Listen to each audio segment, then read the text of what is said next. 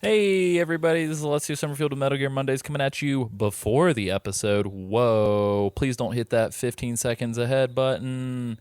Essentially, what I'm trying to say right now is that I wish we could patch podcasts like we can patch video games. We kind of can, but not really. So what I'm going to say is you're going to hear a lot of gibberish and nonsense about some like Forever and Astronaut Patreon or I don't know what, because this is forever ago. What you need to go to is patreon.com/Metal Gear Mondays or Facebook or SoundCloud Metal Gear Mondays, Twitter at Metal Gear Monday for the real deal and all the latest news.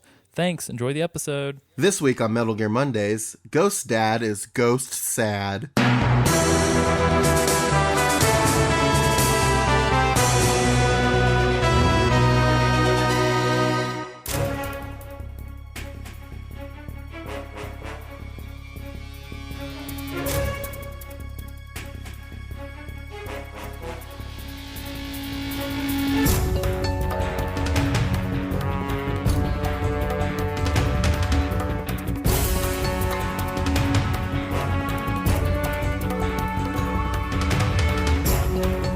Ladies and gentlemen, welcome to another episode of Metal Gear Mondays, the Metal Gear Solid themed podcast where we take a look at all of the games in chronological release order from start to finish, top to bottom, inside and out. I am your host, as always, Alessio Summerfield, and this week I have Isaac Lim. Bonjour. Sam Wright. You gave me extra time to think about it, and I spent that time thinking about what I should say instead of actually saying it. And we have an amazing guest with us this week. We are honored to have on the show a good friend of the show, off air, Rob Santos, who is a game developer Wunderkind and is currently the guy running MetalGearSolid.org. Laugh and grow fat, guys. Oh, very good. Ooh. Hopefully not too fat, though. I threw a wine glass down, but you couldn't hear it. Are you wearing rollerblades right now? I wish. I've got a cat on my feet Sokolov. instead. Close enough. Sokolov develops a silent wine glass this episode. Yes, exactly. Stay tuned. So, Isaac, Well, yeah. what did we cover last week, buddy? A lot of Should I do, things. should I do the Yeah, jingle? No, man. Sam, Okay, do it. what is this part of the show? Well, Isaac likes to tell us what happened last time in a segment we like to call Fumbling in the Dark with Isaac Lim. Take it away, buddy. Yes. So last week we fought the ladder. I guess and it we was also two weeks fought- ago, technically. Oh, I Yeah, counted. well- I counted the steps just because I knew. Oh, nice. Yeah, I counted 308, maybe Oh, give wow. or take a couple. But I had a clicker, and I was just clicking as I was going. So That's awesome. Oh, wow, you had a clicker. That's like some official, amazing. some official just in case, you business. never know. The official Santos count on the ladder is 308, 308. give or take some. I'm sure Kojima's been putting that number everywhere in the series, and we're just not finding it. Probably. yeah. If you rearrange that- it, it's actually Hideo Kojima's birthday. I'm kidding. I'm kidding.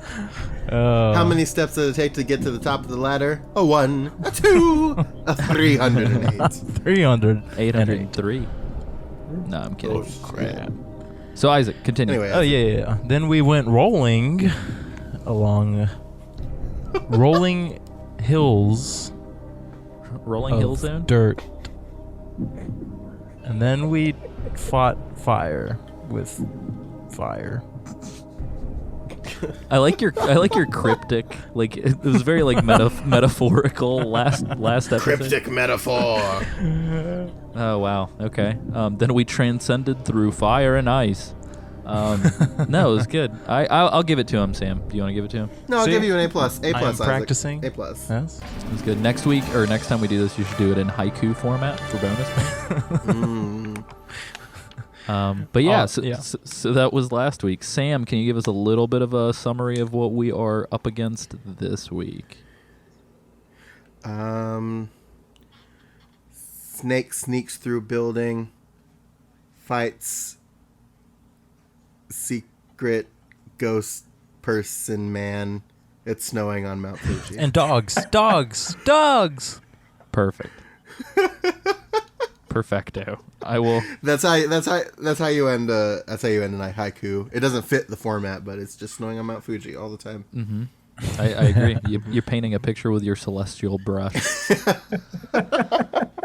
But yeah, so essentially we are going to play through the most batshit part of this entire game, which I did not realize until we started. Because as I was playing through it, it just got like my notes got crazier and crazier, and it feels almost like a fever dream combination of the entire series up until this point. Yeah. So yeah, this is pretty nuts. Rob, before we get started though, I had a quick question for you. What got you to the point that you're running like arguably one of the most recognized like Metal Gear fan sites? Like, how did you get into Metal Gear? Oh man, let's see. As far back as I can remember, as a kid, my first console was the NES, and I had 3 games. I had the Mario and Duck Hunt combo cartridge. Of course. I had, what was the second one? I had Metroid. And then I have that non-Hideo Kojima Metal Gear that starts with I feel asleep. God. The Terminator still image cover art. Yeah. And then, being like 3 or 4 years old, I never actually got past the dogs in the third screen. And so that was Metal Gear for me for like the first, quarter of my life, I guess. Wow, that's awesome. So what got you from getting mauled by dogs to being involved with the website that you're running now? Yeah, I was always kind of a lurker on the website, and there was at one point they kind of have, I guess, some sort of staff uprising where the site got hacked by a bunch of old staff members, and the guy who owned it at the time was just really burnt out of it. I was just starting a career in web development, and I saw that he had posted it for sale, and I jumped on that, and I haven't done as much with the site as I would like to, but I've got some pretty big plans this summer. But I took it off his hands at that point, and I've kind of experimented. The site was famous as a forum, but since then things like Facebook have popped up and Twitter, and it's hard to compete with social networks, when you have Facebook and stuff. So I tried steering in a direction as more like an encyclopedia, but then Wikia became popular, and so there's no way to compete with Metal Gear Wikia.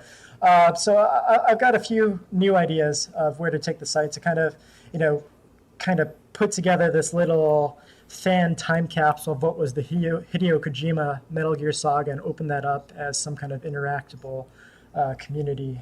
And so that's where I'm hoping it'll go eventually, after all these different things where technology has kind of gobbled up and cannibalized what the old site used to be.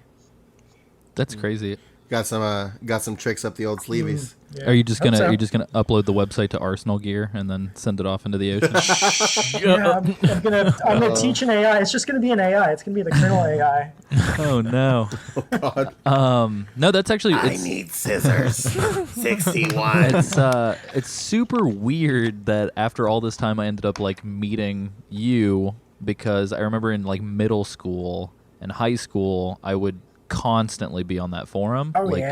Like lurking like crazy, but occasionally posting. I wonder if I can find any of my old posts. I doubt that they're still present, but they might be. There was a lot of data lost when the site was hacked, unfortunately.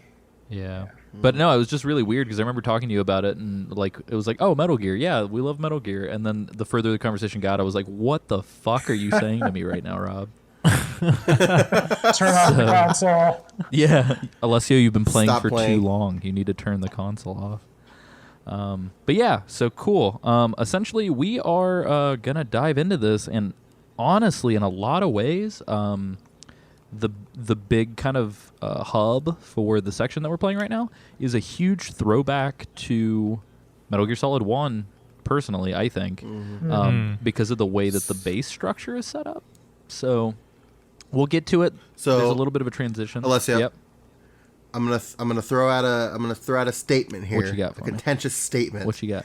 So playing through this section again as an adult, because this is the game we've discussed. This is the one that I played through the least.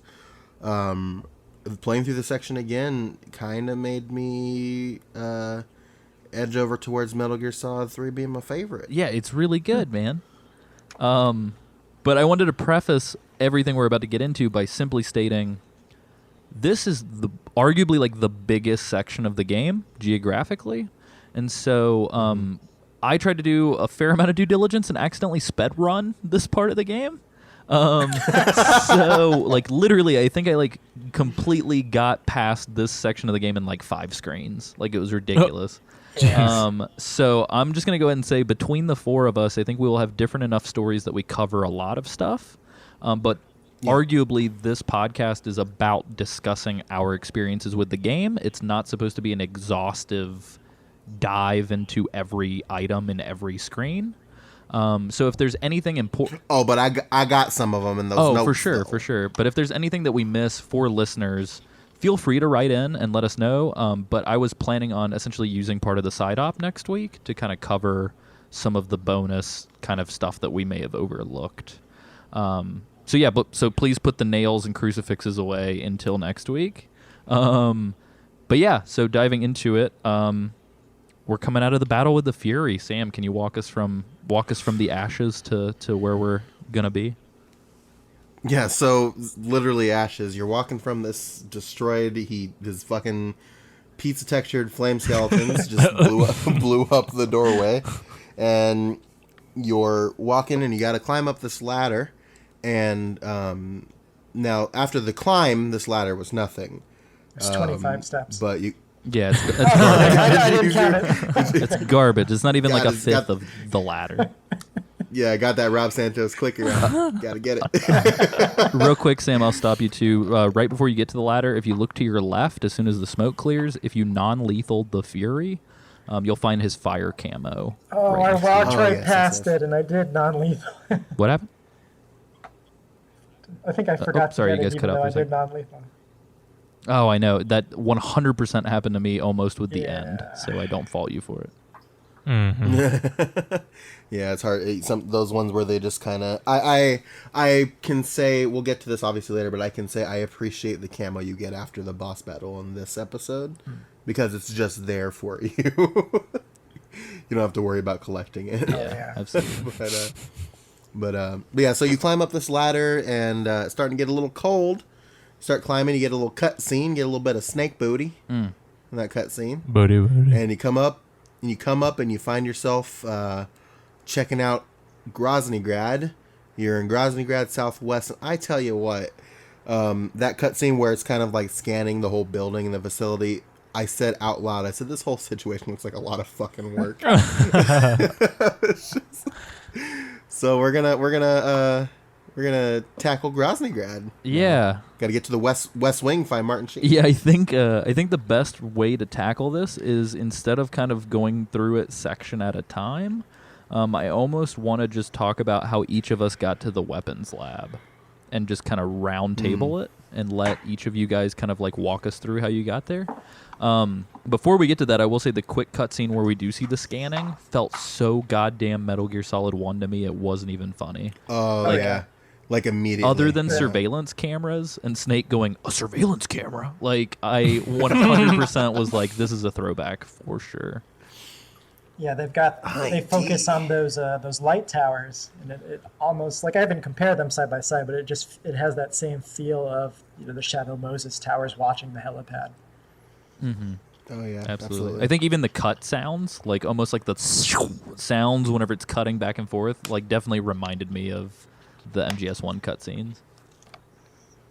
But well, sweet. Isaac, I want to start with you, buddy. Is that okay? Oh gosh, you know me. I'm gonna put you I on can't blast. even remember.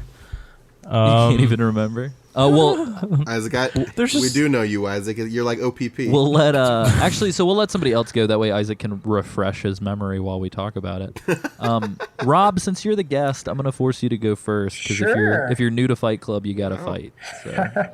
Yeah, I mean, it definitely has that MGS1 vibe to it, but as I was going through, like, I couldn't help but keep thinking about Camp Omega and the Ground Zeroes intro of MGS5.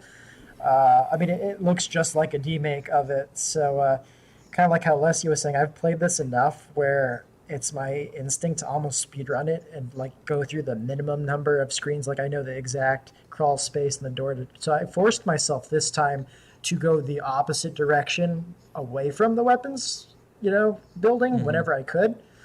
So I kind of did this kind of clockwise thing where I didn't write down the exact regions, but I mean, the base is kind of in those quadrants with the southwest, northwest.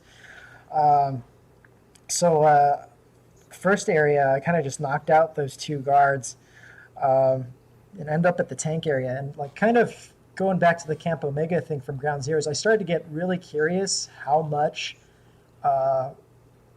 many of the game mechanics were there already. Most of them were not. I kind of got that compulsion to unlock every gate from MGS5, and there are none of those in this one. But there are a lot of them there. Like that detail in the level design is there, and like you see all these gates, and you just want to unlock them. But let's see. I ended up in the 2 aisles of the tanks, or depending on what you consider the aisle, like several rows of tanks and their dogs, and the tank subsection. Yeah. Which don't get to get used at all. Or wait, should not spoil it. Sorry. As far as playing with the mechanics, like I tried shooting out all the towers. I was surprised that when you shoot out the lights, no one really says anything. I don't know if I don't know if it depends on the difficulty. I don't know if there are actually guards behind those lights in other difficulties or not, but I was kind of surprised to find that. But past the tanks, I did find the machine gun. I'm kind of trying to do a tranquilizer playthrough, so it's just cool to pick it up, but I've never really used that until later in the game, which I guess is the intention. Which machine gun was it? It's like the one where he starts screaming as he uses it. Oh, yeah. It's pretty badass. I think I can't remember if I did or not. I think I picked it up at the little weird Jacob Lost cabin in the woods before the end fight. Oh yeah, you can get it early. Yeah. Yeah, I forget that they shuffle the items like that. Mm-hmm. Yeah, it's sticking to that theme because again, you can get. Is it random for every game? No, or I don't think it's random. I think there's you just have multiple opportunities. Yeah. Okay. Yeah, That's what I thought. They've kind of done that. I think in all the previous ones too. Like you can actually get the SOCOM blade if you try hard enough in one, and you can get the. I like that if you try hard the enough. thermal goggles late in 2, I think, until you absolutely need them. Yeah, but actually it's kind of cool that you bring up the cabin because as far as I can tell from what I've noticed with all the maps, like the game's pretty linear except for, I guess, kind of 2 or 3 areas where you actually have multiple entrances and multiple exit points. And obviously Groznyj Grad is one of them because you have all those quadrants you can walk through. The cabin is another big one. And then the base with the hind sitting there. Yeah. The one that destroyed Isaac. Well. Yeah. Which is cool to see them playing with that open world design in a very small way. Like this really does feel like if they had made this today, this is like the internal prototype for MGS5. Like it's exciting to go back to it after playing that one, I think. Yeah. But then I kept going clockwise past the entrance because, like I said, I didn't want to just rush in. I wanted to see what else was in the space because I think, younger me, it's been maybe 5 years since I played this, and I feel like younger me playing it kind of was tensed to kind of pushed to rush just to not get caught, but I kind of wanted to experiment.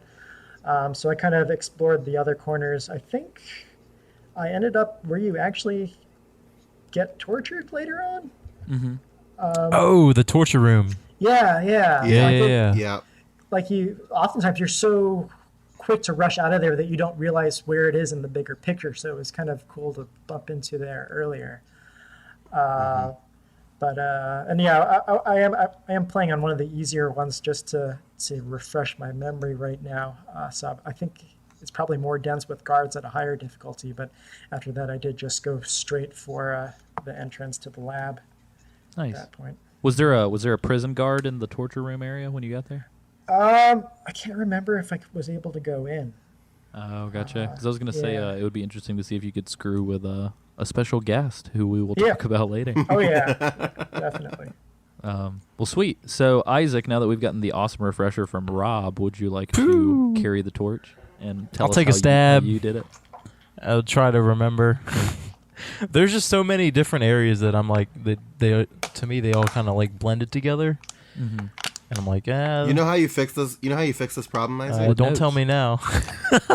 you You take actual notes Look, man, instead of brain notes. my hands. We've been over this. Yeah. Okay.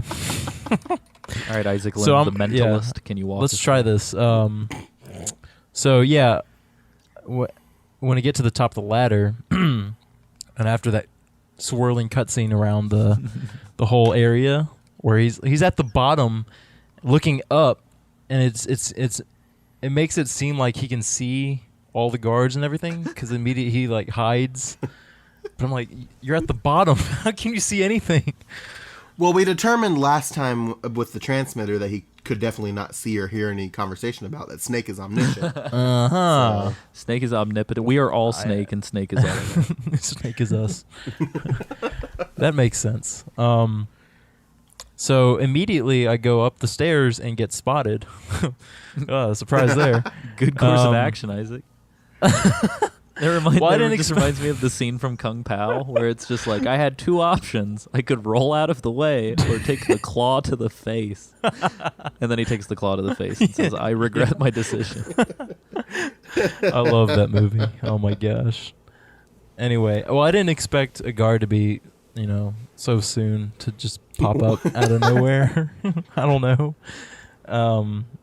So I can't remember if I died there, but I put that behind me pretty quick. And then I guess, is this the area with all those crate boxes and you can like crawl under them and they had items? Rob, Yep. this section 100% reminded me of the docks at the beginning of MGS1. Yes. Oh, yes, yeah. yes. I was going to Yeah. say that. So, just so throwing that out there. I didn't. But it was, the whole area was on that middle grating and there was a guard patrolling. So I didn't know if he could hear me. So I was like crawling the whole time to the other side. But yeah, that took, anyway. So I got past that. And I can't remember where I went next. I think I went to next to there's a truck. Oh, so I want to say there's a truck past. Did you crawl went through a vent door into another zone, or did you go through a door? I went through a door, and I think Okay. it was on the opposite side or something like that. Gotcha. Let So me it sounds look like it you up. went. I think you went Rob's route then, because if you went through a door and passed by a truck, you probably started going kind of clockwise. Yeah, probably. This is like the first part of this whole game that I've looked at the map. Oh, And really? I didn't understand. I didn't know there was a map for the longest time. So yeah, and then I guess I did go most of Rob's way because I actually went through the torture room too. Oh, wow. Yeah, and you can go in and I think there's a guard there. So, but you can no, there's not a guard in there, but you can I guess go through all the cells and you can go to the actual torture room that's all bloodied up. So I thought that was. I forgot. Yeah, I forgot that what that room was for a second, and I looked around. I was like, this room does not seem. Yeah. I was like, this is scary. I'm gonna get out of here. They're renting that room on Airbnb. It'd be interesting to compare the textures before and after and see if there's any change in blood staining. I kind of wish I thought to look at that. Oh, That'd be kind of cool. They're actually pretty attentive to that in man. this series. That's I wonder. Oh, so I didn't really I kind of imagined something was going to happen, but I thought there was something, I don't know, something story-wise. I didn't think that this was going to be a critical area later on. Yeah. So I was like, oh, cool, a torture room. I'll just leave this here. You should have taken it with you.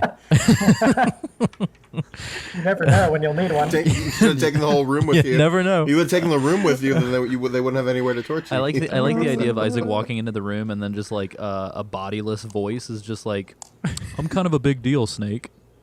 Because like Isaac's like, what is this room? And it's just like, I'm a big deal, man. Get out of here. But Get out. yeah, leave.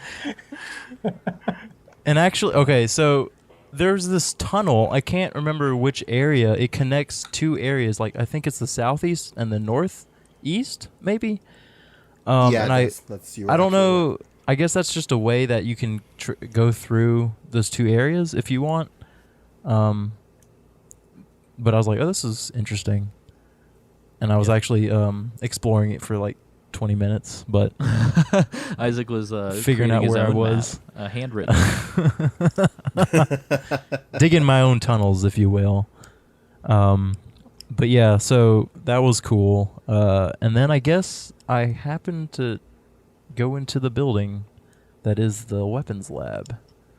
Very nice. Yeah. And so, Well, I mean, it sounds like it was a breeze, but no.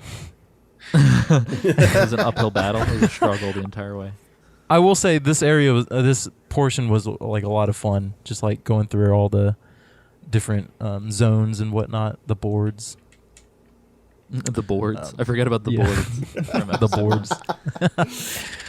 Go through all the boards. Yeah. Well, Sam. This was Oh, a go lot ahead, of fun. Sorry, I'm gonna keep talking. I'm looking for segues. Sorry.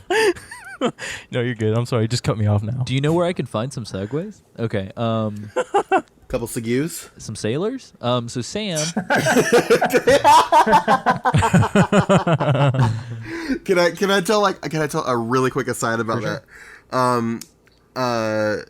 So Kevin, who is the guy who does toast with me, one of my good friends, I was picking him up from his job one day so he could record toast, and I found him and I snuck up behind him and I said, "Do you know where I could find some sailors?"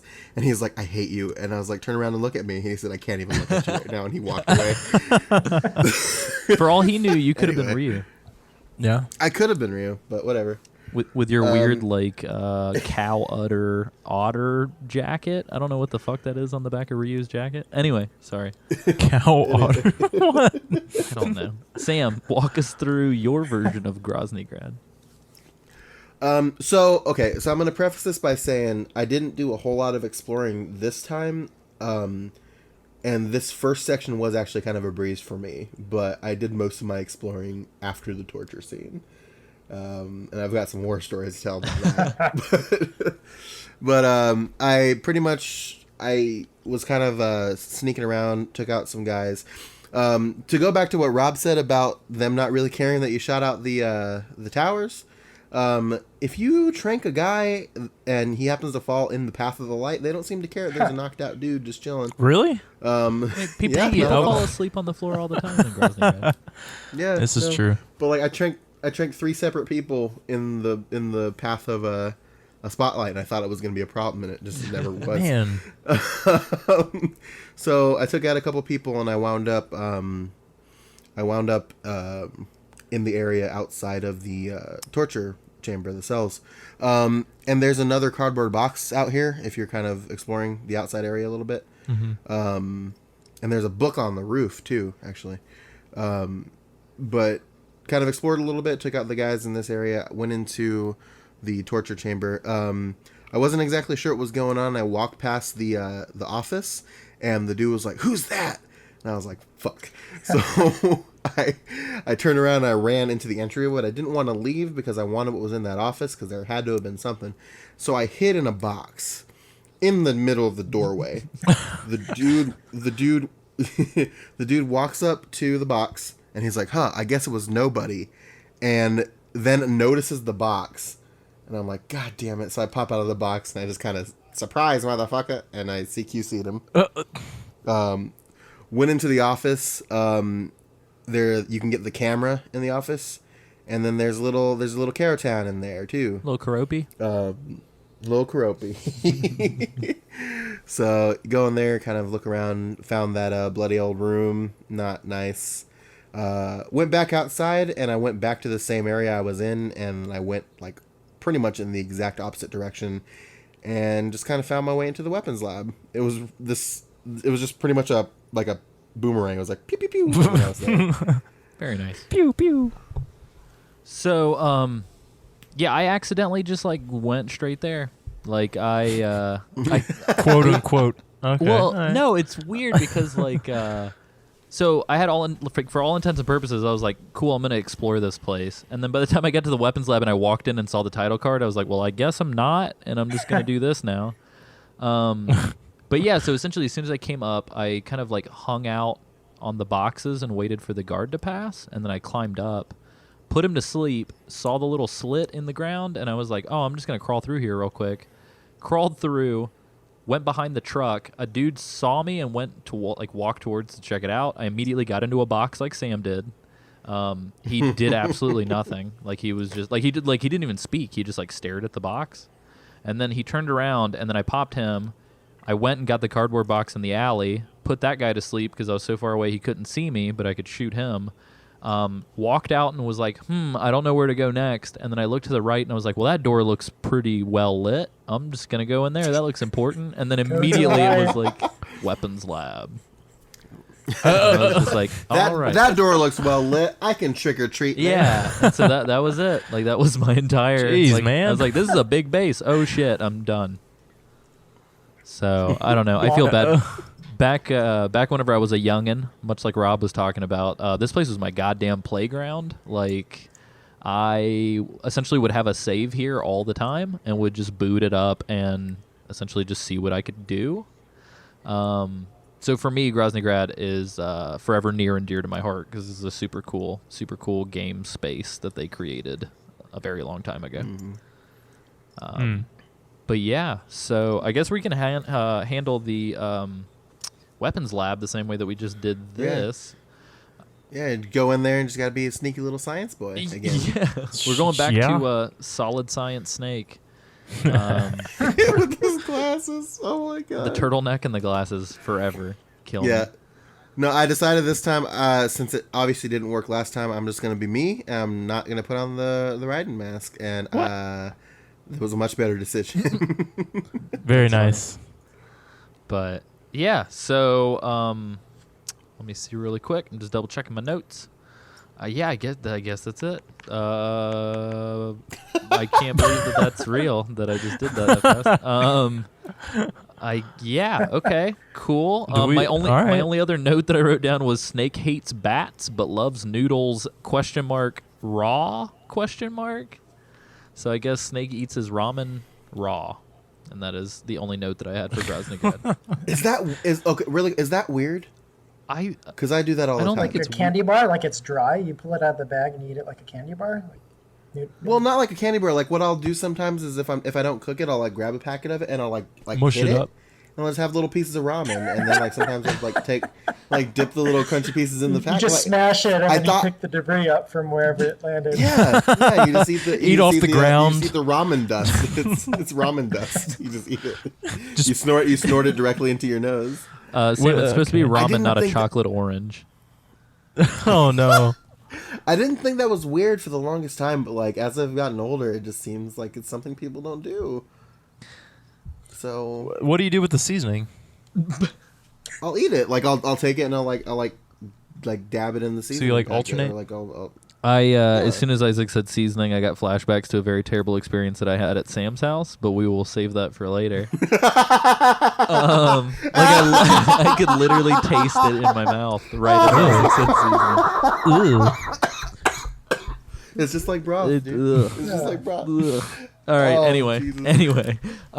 So Rob, I'll let you take it away. What was your weapons lab experience like? I totally botched I could not remember the uniform choice. I guess if I had actually sat to think about it, I probably would have picked. But I think I started off with the uniform without the mat. No, what did I do? I don't know. Whatever I did, it didn't help. I was hoping to just walk around unnoticed, so I was just walking in front of people, thinking, they won't bother me. Noticed very early on that I'm used to wherever the camera is pointing, and I'm doing the 360 camera. Yeah. I'm used to wherever the camera is pointing, that's where I aim, which is not how it works. You aim wherever the character is facing, not where the camera is facing. And so, I was just continually not aiming where I wanted to be and just setting off alarms left and right. I think I hid in one of so from the entrance, if you go through this one counterclockwise instead, you'll kind of end up in a back area. with one of the doors is unlocked, and I guess they're storing some ammo and such in there. So I had to wait in there in a cardboard box for a bit just for it to time out. I was like, okay, I'll do this more quietly.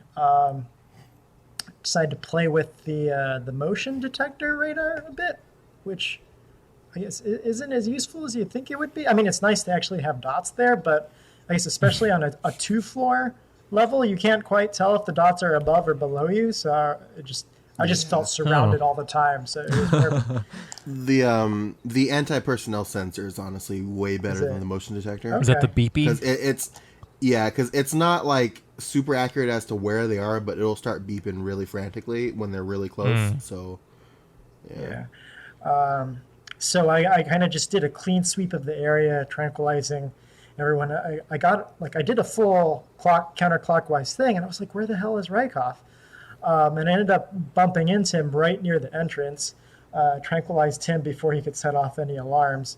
And I don't know if it was always this slow, but having to drag that body all the way from the entrance door up the stairs to the lock, like it took longer than actually clearing out all the soldiers. So I wish I could have thrown him or something. It's kind of like you're just sitting here dragging him up these steps, and it's kind of like, hopefully a scientist dragging around this very prominent, very asleep guard won't raise any red flags with anyone. Looks like no one else in that game, so he's obviously a standout. Yeah. Yeah. You'd think that with how much Kojima Productions loves Raiden, that you could have thrown at least his character model, even if it was the only character model in the game that you could throw. Yeah. But Yeah. I'm surprised that you can't just like smack him in the face while he's asleep too, with as much as they hate Raiden.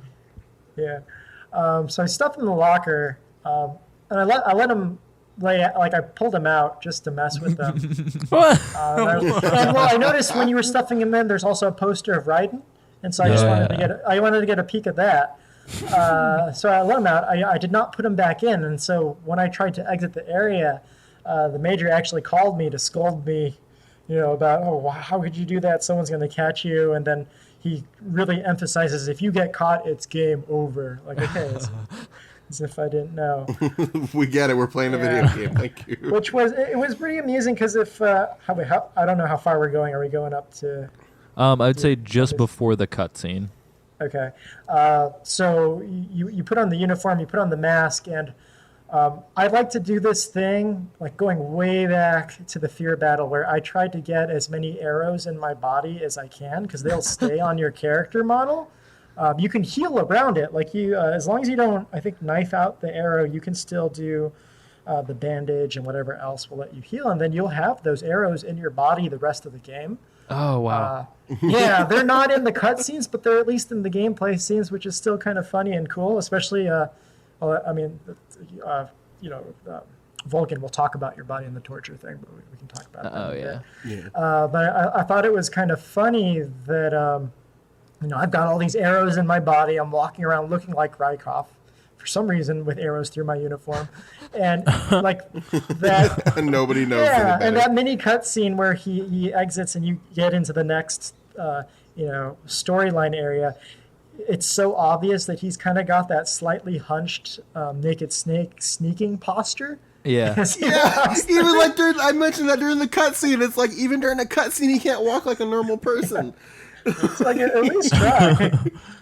Yeah, at least just straighten your back up, dude. That looks like it's fucking your posture up really bad. Yeah, real bad. Before we get into Isaac's lay of the land, I did want to preface, and I probably should have said this before Rob went. So for those of you who are kind of playing along with us, or you're using us to vicariously play along through the game, if you don't remember from the previous main episode, our objective is to go into the weapons lab and dress up like Colonel Ivan Raidinovich Rykov. And use his outfit and face to get into the zone where they're keeping Sokolov. So, like ripping his face off. Well, and so I've got a question for you guys, and you guys might know the answer. I can't remember, and I didn't research this. If you don't pick I Love MGS2 at the beginning and get the Raiden mask, how the fuck are you supposed to get through this? Like, where do you get the mask? I have no idea. Gives it to you at some point. Eva gives it to you? Because I picked I like MGS3. Oh, okay. So I did And not you- have and you- that intro. Okay. Because I was trying to Huh. figure that out. I was like, is that a thing that you have to do if you didn't? But I don't know. I couldn't remember. But right on. We'll figure it out. Isaac, what was your weapons facility experience? Oh, just dandy, Alessio. Thanks for asking. You want me to go into detail?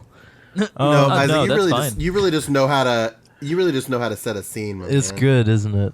It's real good. Yeah. Did you hold hands So- with Yeah. Rykov and just like skip around the facility? I think he'll Um, feel you up if he sees you dressed as him. I think. That is Oh, really I didn't creepy. try it this time, but I That's think I remember something weird. like that. He gets excited, like, "Hey!" Who is the stranger grabs your with my crotch. face?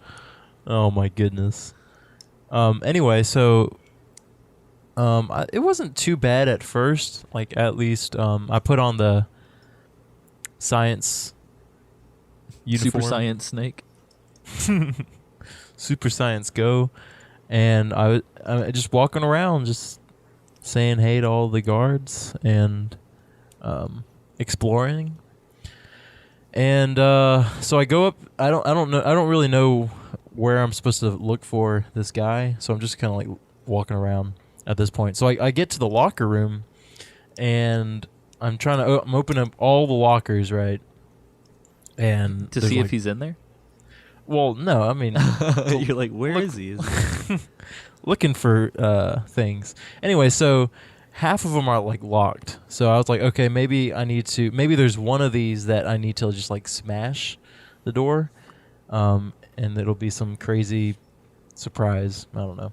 So I start smashing a row of lockers, and then all of a sudden, some scientist girl comes up behind me and is like, "Hey, what are you doing?" And then sets the alarm off. I'm like, can a guy just bang, Break let some some steam off, just punch some lockers? So yeah, I pretty much gave up at that point and just let the guards kill me so I could start Aw. over. Because I mean, there's no escaping it at that point. I don't think. So anyway, round 2, I don't punch in the lockers this time, and I found Rykov because his flowy blonde hair and such, and I actually didn't have to drag him that far. Like where I found him was at the base of the stairs. There's a room, is like a library or something. And he was in there with another scientist, and I do the sick spray and I put them both down, easy peasy, and I didn't know what to do with him at that point. I was like, all right, give me clothes, please. So I admit I looked for I looked online for what to do. Do they not explain that? Because I mean, I Do just they? remember how to do it because I played it years ago. I don't remember them actually telling you to take him upstairs. Well, I tried contacting Major Zero, Major Tom, and he didn't say. He was just talking about, great, you're in the weapons lab. Find Rykov. I'm like, all right, I did that. Yeah, he's right in front of me. So I got frustrated, and this was like last night. So I was like, all right, okay, I kind of need to get this done. So, yeah. Did you resort but- to the internet? This is what you do this day and age, Alessio. For first-time listeners, by the way, too, I completely forgot to say this at the beginning of the episode. So Sam, Rob, and myself have all played through the game all the way to completion. Isaac has never played the game before at all, so this is That's fresh right. takes from a fresh player. Yes, and who dies a lot. So just set the scene. So Fresh takes from Isaac the Freshman. I got your bread. Anyway, so I just drag him up the stairs and then take him to the locker, and then boom, cutscene, and right, yep, good stuff. Sweet. Sam, I was kind of talking to you as you were doing some of this game, so I feel like I already have some spoilers on this, but can you let everybody else know about the map? So really quick, I'm going to ask you, are you going to post that picture I texted you on the show notes? Yeah, I mean, I'll probably send some of them, or put some of them in there. Okay. Because... So this part was really weird for me, because for some reason I forgot this is where you were supposed to knock out Rykov. So I was like, okay, I saw the one guard that didn't look like a normal guard, so I put my sciencey gear back on, and I was walking around, little science snake in his glasses, and I was just kind of exploring, and I walked into this like library, and I knocked out a scientist, and I was looking around to see if there was any items in there, and there wasn't. And I turned around to walk out the door, and lo and behold, who should walk into the fucking room but Rykov? I'm like, holy fuck! So I almost bumped into him, and he kind of like stumbled for a second, and kind of looked at me, and then started walking into the room, and I was like, fuck. So I knocked him out, and I was like, okay, it's a lot easier than I thought it was going to be. So I drag him. Yeah. He made it easy. So I dragged him up the stairs. And I'm sitting here, I was like, hopefully nobody sees me. And of course, somebody sees me. I like how you captured the exact same inflection in your voice like twice. That was beautiful. Yeah, thank you. Thank you. It's my specialty. So I'm dragging him past this door, and the automatic door slides open as I'm walking past it. And I hear a, huh? And I'm like, God damn it. So the dudes come in the room, but they come in from the other side of the room. So I'm behind this partition. So I just cop a squat in that box. And I was texting Alessio about my experience playing through this section. I'm just like I was doing real good, and then they saw me, and I'm gonna try and get like the exact messages. I said, I texted Alessio, I said, dude, I accidentally ran into him and I immediately got seen. I'm dealing with that currently. And then I sent Alessio a picture of me in the middle of evasion and these guys just walking around Rykov's unconscious body, not waking him up or anything, which made my job easier. But the evasion finally ended, and as soon as the all clear went through, that's when they noticed Rykov's body. So I popped out of the box, I knocked the two guards out, and then I knocked Rykov out again. Wow. And I dragged him to the locker. Put on my disguise, and I kind of explored a little bit. Got some ammo, got some suppressors. The Scorpion submachine gun is in this area too, if you didn't grab it. So grab that, and I was walking around the building, and I'm a saluting machine, man. You press triangle, dude salutes, and if you walk past a guard and they see you, they'll be like, "Oh, sir," and they'll salute. So it's only polite to salute back. You know? So I'll do a quick little salute, and then I'll run away. I didn't know you could salute. That's crazy. Oh yeah, no. You know how how in science mode, if you press triangle, he pushes up his glasses. It's the same thing, except he salutes with That's hilarious. It's fantastic. Scientists are not patriotic at all. They're just nerds. So they put of their course. glasses. Oh my goodness. That's literally in my notes. I said now I may freely roam around the nerds. So I felt really good about that.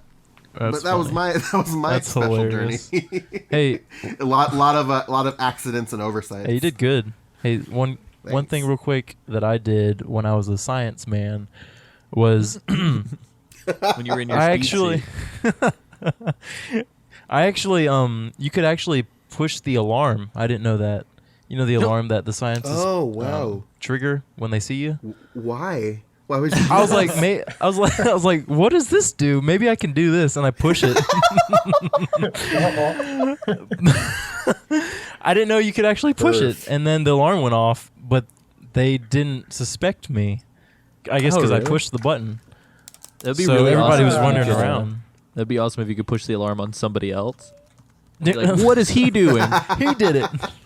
He's a spy. That's funny. So yeah, I just went running around with the other nerds. I was like, I'm not him. Like, there's a guy killing guys. If you do a nerd salute with the glasses to another nerd, do they salute back? They do push not. their They buttons? tell on you. That's hilarious. Yeah, they tattle. We had this discussion a while back. We thought that if you push up your glasses, if they see you, that they'll let you go. That's They'll be like, "Oh, you're bespectacled. You're one of us."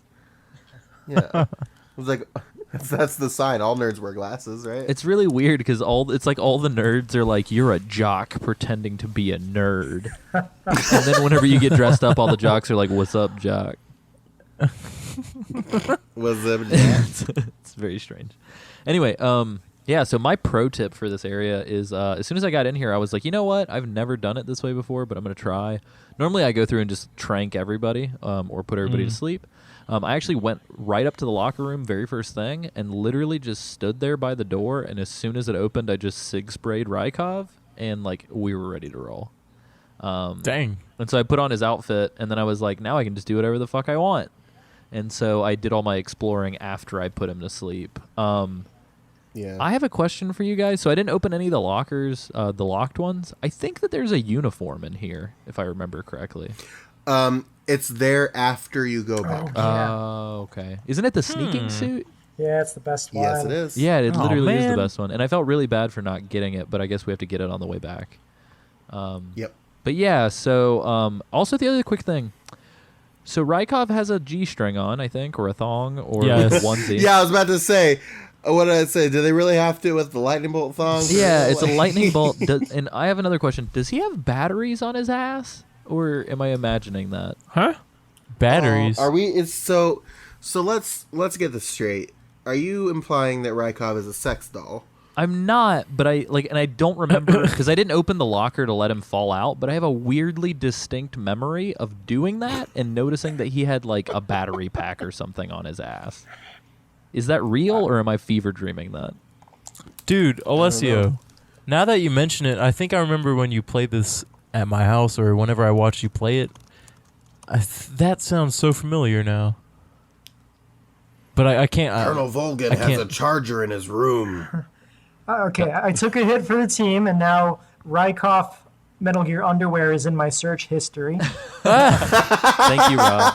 Way to be a hero. I don't see anything that looks like batteries. I see someone managed to pose him with his legs up on the Whoa. corner of a wall. Oh, okay. I'm sorry, Rob. Okay. Okay, well, never mind. It must just be the lightning bolt that I'm remembering, and I'm like misremembering it as like a battery pack lightning bolt or something. But yeah, so anyway, so that's what I did, and I walked around and got everything, got the scorpion, didn't alert anybody or do anything crazy. And essentially from that point, I walked straight down. I explored the weird little like science war room that they have set up. Which I was surprised that there's nothing in there at all. So it's kind of like a death trap if you walk in as Science Snake, because like everyone is just like, who the yes. fuck are you? Yeah. But yeah, so I thought it was really neat that when you walk out of here and you go towards the area that you're supposed to go in, where the two guards kind of like check you to make sure that you're allowed to be there, that you can see the Shagohod through the window. So you can kind of like study the outside of the Shagohod because you're in the same like hangar as the weapon. Yeah, that was pretty cool. Yeah, I thought it was kind of neat because it's like, I don't know, at least in the first couple Metal Gear games, they do such a good job of like hyping up the vehicle that you're there to destroy that like kind of like an MGS1 and an MGS2, it's like when you finally see the thing, it's just sort of like, oh shit, like there it is. You know what I mean? Yeah. So I don't know. I thought it was neat to be like that close to it. So nice. That was what I did. Yeah. On that note, I'm trying to figure out the best way to split this thing up because we're about to go through like cutscene bonanza. Oh gosh. And a lot of the best cutscenes in the game are like back to back to back, like here. True. Yep. Yep. What I will say real quick, before I walked into the West Wing corridor for the cutscene, I called paramedic and she freaks out because you're wearing the Raiden mask, the Rykov mask, and she was like, "Oh, who are you?" And Snake is like, "It's me. You really think somebody you don't know would be calling you on this number?" And she's like, "Oh, I don't know. You just cool. You look like a Venusian. Oh my, what? but she goes a long way to specify not like the crab aliens from that movie, but like the sexy Venusian. I'm pretty sure I read that situation. Right. That's weird. I wonder if that plays into the whole like they picked Raiden's aesthetic to appeal more to women kind of argument or not. Oh, Who knows? makes sense. Well, remember Zozo Oh yeah, Zozo said no. did not. Zozo said no. Yeah. Well, cool. So I'm gonna take a. They I'm tried to make. gonna take a 5 They tried to make me love Raiden, and I said no, no, no. until MGS4.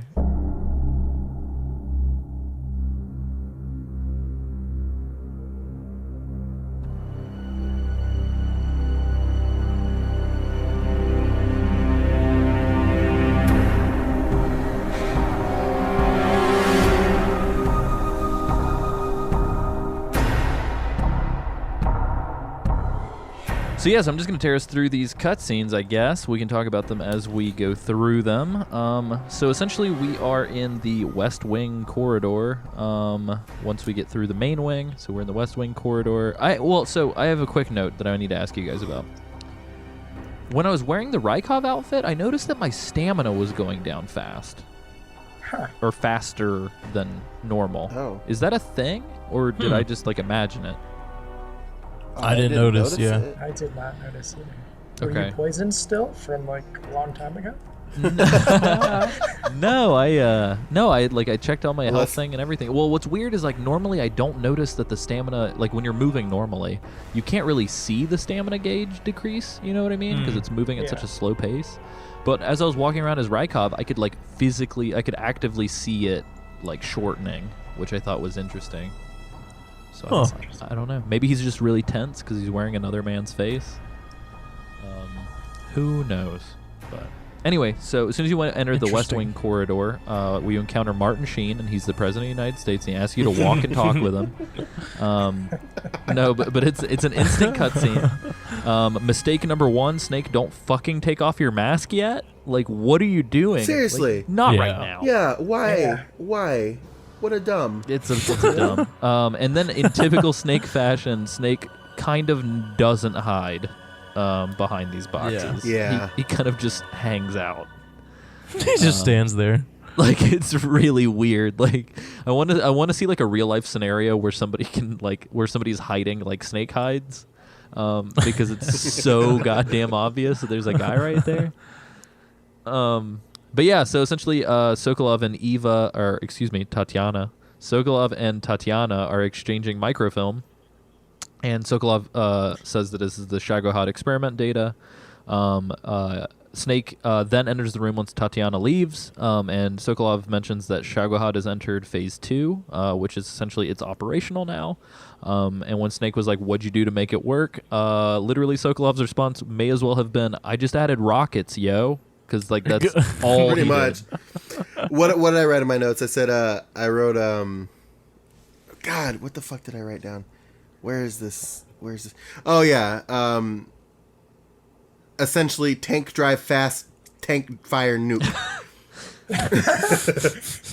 Yeah, Yep, pretty much. I would say it's not rocket science, but apparently it is. Can I just throw this out there really quick? So Snake has to know that that's Eva, right? Yeah, but he doesn't. Nobody. He doesn't. knows. No. Yeah. But, he's got to know because she looks it's just he hides from her, and I thought that was the most ridiculous thing. Well, he I've saw ever The her seen. glasses. outfit. He saw her outfit at the Yeah. in the ruins. You see the outfit Yeah, under absolutely. the bed. It's Snake Yeah, Eyes. but she Yeah. did go to lengths to hide it for some reason. Yeah. Because she kicked the boots under the bed. Remember? That's true. I don't know. Well, I it's thought it was like, just- He's just nervous about her. So that's it. He knows it's her. Yeah. He's just nervous in general. he's like, she Can has we boobs. we kind of skip past the point where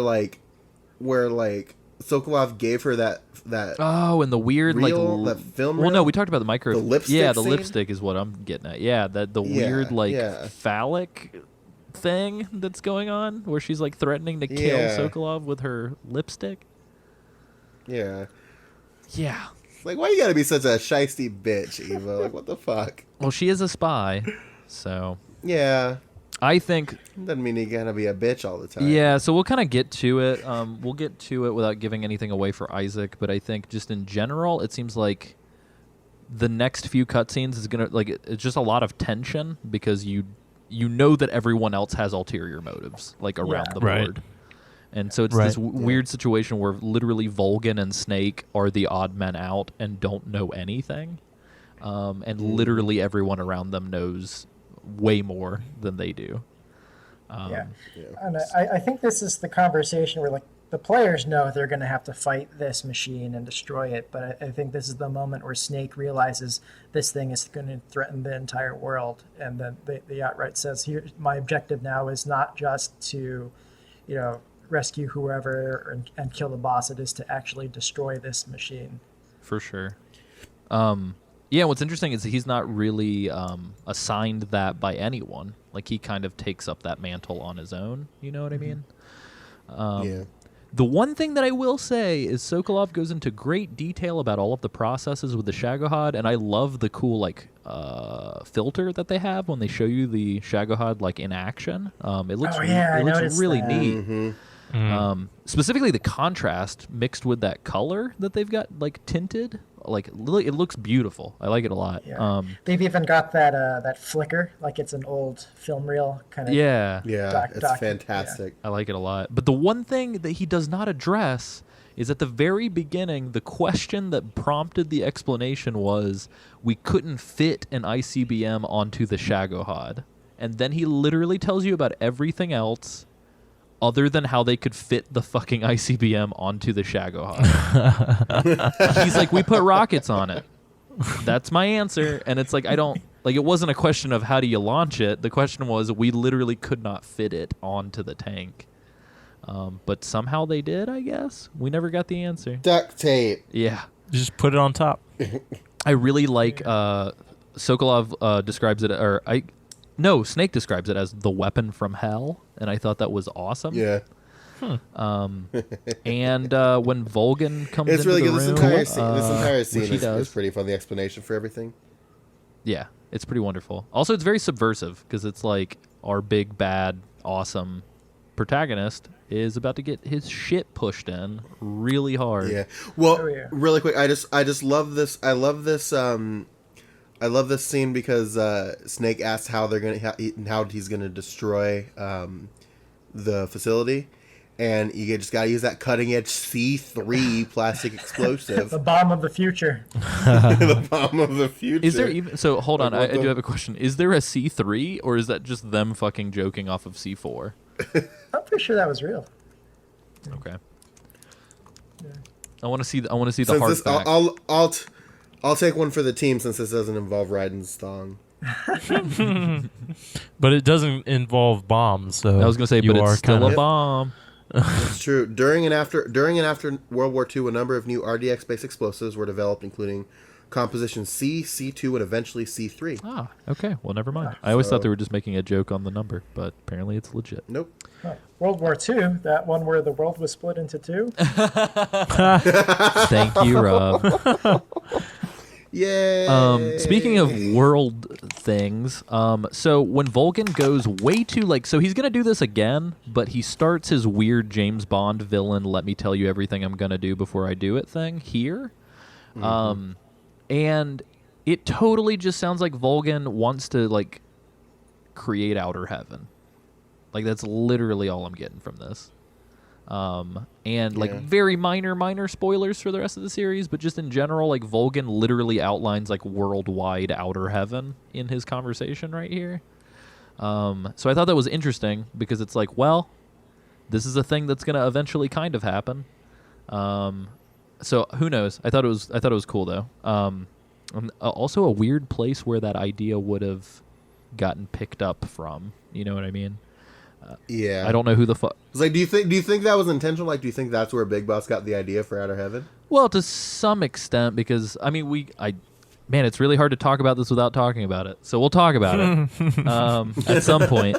But likewise, I had a quick question for you guys. So MGS is I say almost. MGS is almost as bad as Star Wars when it comes to inbreeding the shit out of everyone knows everyone around the galaxy, and like they're all connected.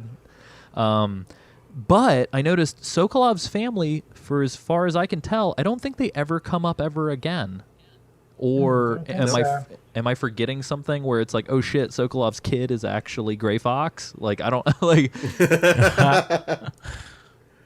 No, Well, he does have those arm motions and he does try stuff he was doing in the beginning. Yeah, exactly. He does do like a weird Hadouken.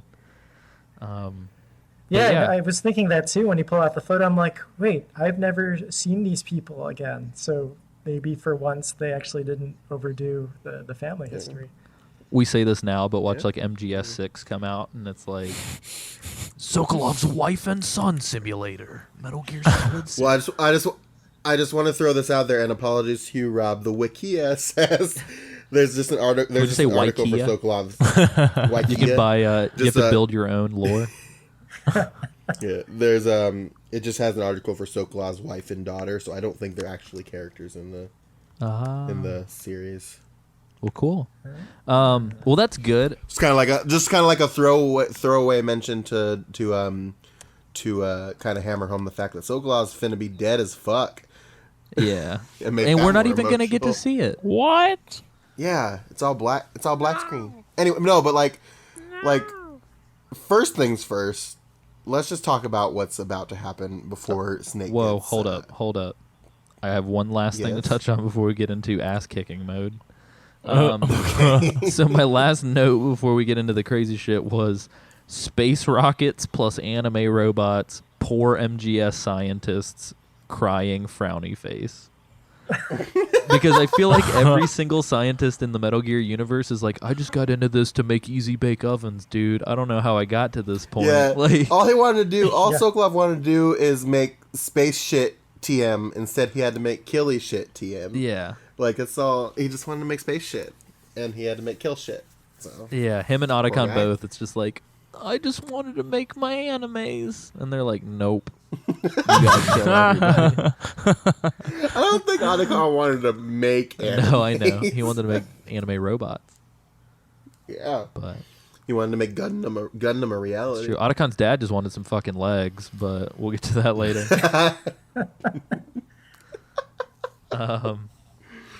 So Sam, take it away with the Volgan sack tap.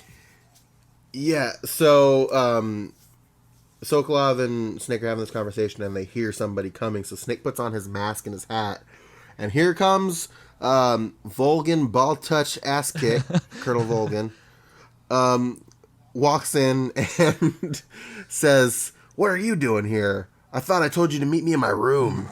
And that's very not okay. And then he like looks at you, and then he just straight up out of nowhere grabs your balls. Yeah, with like zero context. Yeah, no context. Grabs your balls, and he grabs them good. And I feel like the meet me in my room was enough context there. He's gonna meet him in a room. There you go. I don't know, man. I Well, almost Snake's... felt like that Volgan should have taken your pants off and given you a spanking. I think that would have. that would have been enough. Because it's still ambiguous that right finally... now for me. Yeah, okay. but grabs his balls and kind of like tweaks them around a little bit. Just gotta knock them down a little bit. He goes back and for then seconds. Goes back for seconds, and then freaks out. Is like, "You're not the major." I was like, "Wow, dude, that's not okay." And then goes through a bunch of fucking conversations and like trying to figure out who the fuck he is, and then kneecap Sokolov For with his gun. no reason. Yeah. Then boss comes in, and God love the boss, says, "What are you doing wearing this fairy disguise? It's gonna rub off on you." Oh, what a perfect woman, you know. I do love how she like literally owns everyone, including Volgan, who tries to get up, and she just puts him back down, and she's like, "No, stay out of this." Yeah, like Snake knocks him down, and then she knocks him down, obviously, and then he tries to get up, and everybody's just on the ground, and she's just chilling. But essentially, she asks him, like, "Are you gonna kill him?" And Volgan says, "Oh yes." And then Volgan just starts rowdy rocking the fuck out of Snake. and just starts punching him and shacking him, and just good goddamn, man. He just starts punching the shit out of him with lightning. Yeah, everybody leaves the room too because they're just really uncomfortable. Like, yeah, everyone's it's just like, it's no. bad. They're shock punches too, and like they've got this cool like blue glow effect every time the door is open, and when it shuts, like they cut that. I thought that was a pretty cool use of the lighting there. Especially for Nice PS2 little tech, like holy shit, Yeah, that's good. yeah, it really stood out. Did you guys notice that Boss will not look Ocelot in the eyes when she goes down the hallway? Yeah, I mean, yeah. There's a little bit of awkwardness between them. yeah, like Boss 100% like aims her face away from him and will not acknowledge him the entire time. Yeah. yeah. So, for semi-obvious reasons, but who knows? Yeah. We'll figure it out. Yeah. It's a mystery. I will say to be before we solved. enter the next phase, before Snake gets completely fucking obliterated, I was playing this on the Vita because, as some of the listeners know, I'm actually on the road for work, and I've been essentially living out of a suitcase for like 10 weeks. Playing on the Vita sucks in this next scene because there's no vibration. And, like, I feel like the vibration while you have the black bag over your head really made the scene when I was a kid. Yeah. Yeah. Dang. it does. So it's super There unfortunate. Yeah. There's a weird glitch in this part. I don't actually know if it makes a difference. Maybe it does in harder difficulties, but as Volgin is beating you up, the part where the bag is over your head, you're taking damage. But if you hold the weapons menu open, you won't take that damage because you're in menu mode. Oh, are you serious? Yeah. If you hold the menu out too early, then the dialogue just gets stuck, and then it waits until you close the menu, but then you can just open it again. And then if you let go too early, then all the damage hits you at once. Ooh. But Oh. as far as I know, by the time you're actually playing again, your health is back, unless it does stay low in harder mode. I'm not sure. Yeah, I can't. I don't- I'm playing on normal, and it's full when I Yeah. wake up in the cell. Okay. Yeah, I just thought that was a weird thing. I didn't know if that was actually intentional. Like, oh, here's how you secretly keep your health through the torture or something like that. Well, and I also made note that this is like the first non-interactive torture sequence in. I was in gonna the say, three PS2 and games. God bless them for that too. Yeah. Yeah, I guess they listen. They listen to Because- feedback. Yeah, button mashing bullshit. This is also kind of like the weird, like Mantis style evaluation for the game.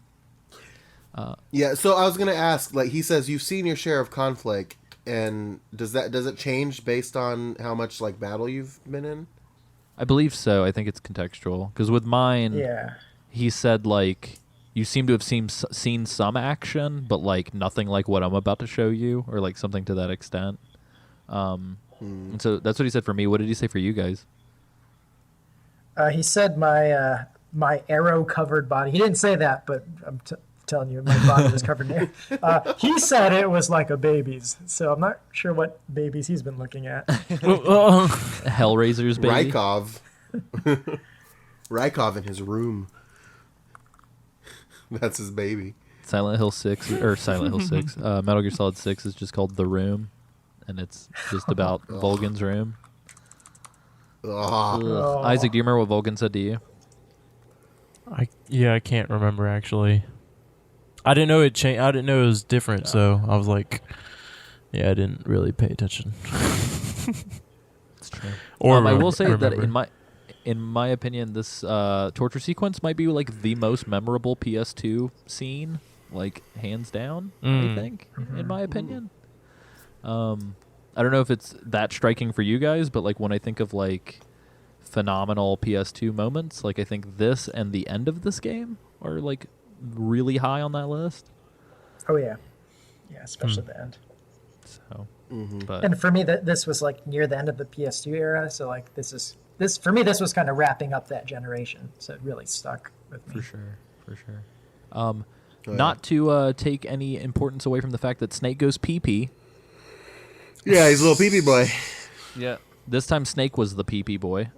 As you're getting... So, to set the scene for the audience, after Volgin beats the living fuck out of Snake in the room, Snake blacks out and two guards come in and Snake essentially just blacks out. You, quote-unquote, wake up, but you can't tell, other than the title card, I believe, that you have a black bag over your head, and you're just hearing like really disgusting. Like, it sounds like somebody's punching meat. Like, Yeah. You essentially hear Volgan murdering Sokolov. Yeah. That's essentially what it is. Like Eva Tatiana is like screaming at him to stop and just kills him, and then she starts crying. So Sokolov's dead. Yeah. Though, if depending on what parts of Portable Ops are still canon, Sokolov comes back in that game. Yeah, that's why I was confused. Yeah, because they dropped Portable Ops from the official timeline, but Peace Walker still references those events. So it's like one of those things where, is it not canon, or is it canon until they contradict it, or there's still some open-endedness there. But yeah, and we're actually going to do a whole mini episode on it. But yeah, I thought it was interesting because you can 100% recruit Sokolov in Portable Ops, but I definitely remember assuming that he was the one who died whenever Volgan says, "Oh, he's dead," or whatever. I mean, I'm having trouble imagining who else it could be. It's just random guy who's already in there, I guess. Yeah. That was Steve. Yeah. That bastard. He stole an extra roll in the like, cafeteria. Better say we needed the room, so we just killed the guy who was in here all day. Yeah, I guess they actually never really did say who it was. So yeah, True. It's just another room. He killed Granin again. You just from the conversations, like the fact that Eva's like freaking out, and crying, and like screaming about it. Like you can kind of piece together what's happening. What if it's a puppy? It's just like a random puppy. Oh God! Shut the fuck up, Alessio. I mean, he said, God damn it! it's just a guess. He guesses he's dead. Maybe he's not. That's true. Yeah, maybe he's just really bad at guessing if Sokolov is dead or not. It's just a dog. Oh. Anyway, he also punches a transmitter or something out of Snake. Oh, that's right. He punches a transmitter out of Snake's body. That's what I got out of it. Yeah, that's very true, actually. Your fist is the fist that will pierce the heavens. Fist that will pierce Snake. And then he accuses Snake's Boss transmitter. of Yeah. Oh yeah, collusion or a something. lot of stuff happens. So essentially from this point forward, because we fucking have got to get rolling if we're going to cover everything that we need to. Yeah. So Volgan goes through his Bond-esque plot about the philosopher's legacy, and like literally, hilariously specific. it was the so dumbest thing. Like that'd be like if Rob broke into my house and I'm like, Rob, what are you doing? Are you here for my toaster oven that's above my fridge? To the right, that's not plugged in all the way? Like, I know you're here for that, aren't you? You piece of shit. Like, he's like, I don't know. It's like he has, like, Snake isn't talking, and Volgan is just, like, essentially starting with, like, A, and then by the time he, like, finishes interrogating him, he's, like, gotten all the way to Z. So if Snake wasn't here for it, he sure as fuck is now. It's like Snake is the one interrogating Vulcan somehow. He's that good. He's the... It's not even about the mission Snake was sent in. Like, Volgan's premise is that, what you're really after is this whole brand new, more important thing. Yeah, that you've never heard of before. Mm-hmm. You have a little bit, but not to this extent. So, but yeah, that happens, and then, like we said before, literally everyone in this room, because it's Tatiana, the boss, Ocelot, Volgan, and Snake. Literally everybody else in the room has like ulterior motives except for these two brutes that are just beating the shit out of each other, or rather getting the shit beat out of them. Essentially, when the boss comes in and is kind of observing, Volgan finds the transmitter and essentially tries to peg it on the boss and says, "What the fuck is this?" And she's like, "Oh, I put it on him." And I believe that the boss was very obviously like covering for Tatiana, is what I got from it. Yeah. And he's like, "What the fuck is this?" And the boss is like, "Well, I used it to track him." And Volgan's response is, "Well, the Cobras wouldn't have died if you were tracking him like you said you were." And so Volgan's I believe he used the word slaughter. Yes, that's true. So Volgan's response to this, his like very like, let me see if you're a narc, here do this cocaine thing, is if you're telling the truth, then you need a medium Baja Blast, no eyes on this. I quit the podcast. I quit. Oh man. Your language settings are different than mine. I don't remember. Yeah. Sorry. I think, Alessio, I think you mean medium pitch black. No. Oh my goodness. But yeah. So sorry, I must have had my language set to bro. What I meant to say was cut his eyes out, and so Yeah. essentially the boss doesn't really hesitate. She just pulls her knife out, and I'm just gonna go ahead and say these Yeah. 3 words: dat lip quiver. Did you guys notice Golly. Snake's Yeah. response? Oh my god, Yeah. Like that. That would be terrifying. it was Yeah. good. No, she gets real close to doing it too, and then Eva is like, "No," and then Ocelot's like, "You're a spy," and then grabs her boobies. Oh yeah. Wait, real quick. Would it not have been a kick-ass R1 scene for you to hold R1 when the boss had the knife in your eye? Oh, yeah. yeah. That might have been a little too fucked That up just for feels them like at a that missed point. opportunity, I think. Yeah. But I don't know. But yeah, I'm kind of glad they did. I think that would have given me anxiety when I was younger. that's true. They should have made it just a secret No, one. no. Yeah, secret R1. But so I don't know. But yeah, so the odds are like, so Ocelot decides he's gonna do his little gun trick, and I think this is the dumbest fucking trick to do it with 3 guns, because the odds are way slimmer of anyone actually getting shot if he's doing it with 3 guns. He's being fancy pants, man. He's fancy pants Ocelot. Meow. So for everybody at home, Ocelot is essentially playing Russian roulette, but with 3 guns and 1 bullet, and he's And juggling. juggling. That them. he's juggling. Juggling them, But yeah. what's crazy is every single time he does this, he gets it. I mean, That's he true. doesn't really kill a lot of who he's trying to kill, but he gets interrupted Well, a lot. he always but get. Yeah. He always gets stopped. he get yeah. So the actual numbers, he puts 1 bullet in 3 guns that hold 6. So it's like 1 in 18, and every time he's done it, it actually happens. That's true. Yeah. So maybe he's got good Yeah. luck. Who knows? Yeah. But Well, this time Snake like kicks Ocelot, and Ocelot like loses the gun. The bullet grazes his eye, and he loses his eye anyway, yep. which is just whatever, man. Eva is the reason why Snake loses his eye.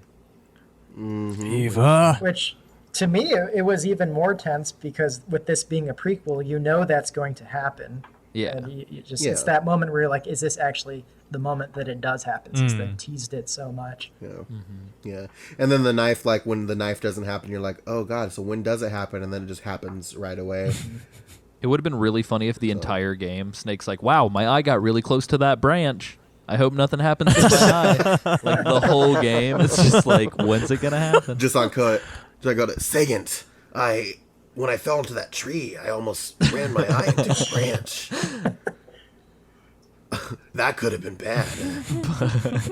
But and then we get to hear this cool. So it's actually two things are happening at once. So Snake is losing his eye, which is a really big deal.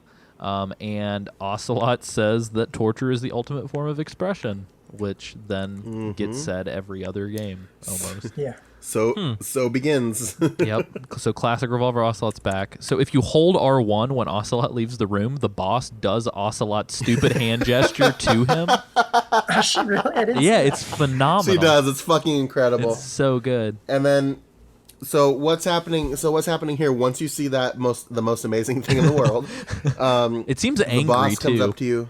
Yeah. Yeah, like real, like fuck you, dude. One thing about the torture, though, the way he was torturing him is Volgan threw water on Snake and was also electrocuting him. And Ocelot's thing has been electricity in the other games, so you can That's kind of see true. where he got it. And he does water in MGS5. Oh, that's true, yeah. So Yep. But yeah, so you see Boss do this passive aggressive farewell to Ocelot, and then she walks up to you, and if you're holding R1 during this scene, she shoots you, but she shoots something into you, and you'll find out what that is a little bit later. But if you're holding R1, you see the Sorrow floating around behind the boss, and he's holding up a codec number, which comes in handy a little bit later. It was yeah. It was actually also in the cutscene with oh crap, who was that? Sokolov. There was a Was it there was a really? plan of something on the wall, and in the top right corner, it had the same codec number. Oh wow. Oh, that's Okay. awesome. Oh, And yeah, look at you with the details. I saw that. I was like, oh, that looks like a codec number. I wonder if that was readable on the original PS2. Oh, yeah, I'm not sure. Yeah, so I thought that was interesting. That I guess I don't know why they did it twice. Maybe they want to make sure you get it at least once if you're paying attention. You know? Because you got to hit R1 for the sorrow. Yeah, that's Yeah. true. Yeah. Ocelot also stabs that transmitter back into you. Oh, yeah. Which you can Yeah. dig out later if you want. If you want, you know. Which a lot of people they don't even notice, and if there's a faint beeping every time you go into the pause menu, kind of hinting that it's there. Oh, wow. And also, after everybody leaves and you get the Sorrow Codec call, essentially Tatiana comes up to Snake and goes, "By the way, I'm Eva." And Snake's like, "Holy shit, are you serious?" Which is weird because I'm going to go ahead and say that completely negates him protecting Tatiana from Ocelot. Because to me, the whole reason why he was like, let me push Tatiana out of the way of Ocelot's bullshit Russian roulette thing is because he's like, this is Eva, I need to save her. Well, she didn't say I'm Eva, did she? No. I think she just said I've secured an escape. No, for hatch sure. us." But Snake totally makes it seem like this is the moment that he's like, oh shit. Because he even I says, think, yeah. like he just he goes, he goes, is. Eva? And it's like, that I don't understand. Like, what was your motivation for? Is it just because she was a pretty lady? Like, is that the whole reason? Well, I mean, maybe he just got fucking rocked to almost death by Colonel X-Man. I kind of interpret it as he was just exhausted. Like I felt like maybe that realization at the latest was when they were at that on the mountain overlooking the base, and Snake's watching Tatiana and Ocelot from his scope all the way back when she gives him the noodles. You know what scene I'm talking about? Yeah. Yeah. And she waves at him from like I felt like they both knew at that point, but yeah, it is confusing when that realization actually happened. Yeah. Yes. Huh.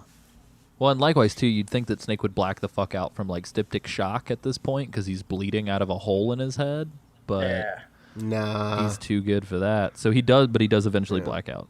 Some guards come back in. I like to imagine that it's the same two dudes that put him here, and they're just like, God damn it, now we got to get him down. And you wake up in a prison cell, and I'm just going to pause for a second. If this was not the HD collection, Oh yeah. you could save Oh, immediately yeah. as you enter the prison cell. You save, you turn off your console, you boot it back up, or you can reload or whatever. And you will get given this extra scene that is this fucking crazy sepia-toned, like, pig cops from Duke Nukem meets Devil May Cry, crazy Konami, like, slash-em-up game. And when you finished it, Snake would wake up and be like, what the fuck was that nightmare that I just had, essentially. Yeah. Yeah. When you save, Paramedic talks about, I think one of the Dracula movies, and Snake's really uncomfortable saying, this is not what I want to hear right now. And he ends up having it's a nightmare triggered by that, I guess is what they're trying I to didn't convey. realize. But yeah, it was a really fun game, but I was really upset. Like, I tried it on the Vita to see if it would work, and I know it didn't. And I believe that the reason why it was removed was so that the versions on the PS3 and Vita would be the same as the Xbox, because Xbox does not allow for exclusive shit in their third-party games, apparently. I heard that also. So, but it's fun, and apparently it was eventually at some point it was going to be a full-fledged game by Konami, but I don't believe it ever got off the ground, unfortunately. Yeah. I think the bigger loss, in my opinion, is not that mini game is missing. It's that the codec radio conversations after are missing. Oh yeah. I don't know if you guys did this on the original version, but he talks to Sigyn, and Sigyn shares with him his worst nightmare. Did you guys hear this one? I remember it vaguely, Oh, no. but I don't know it offhand. It's definitely up there with one of the best, possibly the best codec conversations. He basically tells Snake about this dream about a pile of poo, that is shaped like a tank with legs. So he's predicting a Metal Gear that's made out of poo. And I mean, I don't even remember what the ratings requirements were, but he's saying shit left and right, saying everything it touches turns to shit. It fires these horrible shit missiles. And my family, my town, my girlfriend, it all turns to shit wherever it goes. That's amazing. hilarious. That's awesome. All right. Second. YouTube it. Someone made an animated version of the conversation on YouTube, and it's wonderful. God. Of course they did. Show notes for sure. But yeah, and I also think it's funny that when Snake wakes up in the cell, he still has all of his medical gear, but you have nothing else. So you can actually dig the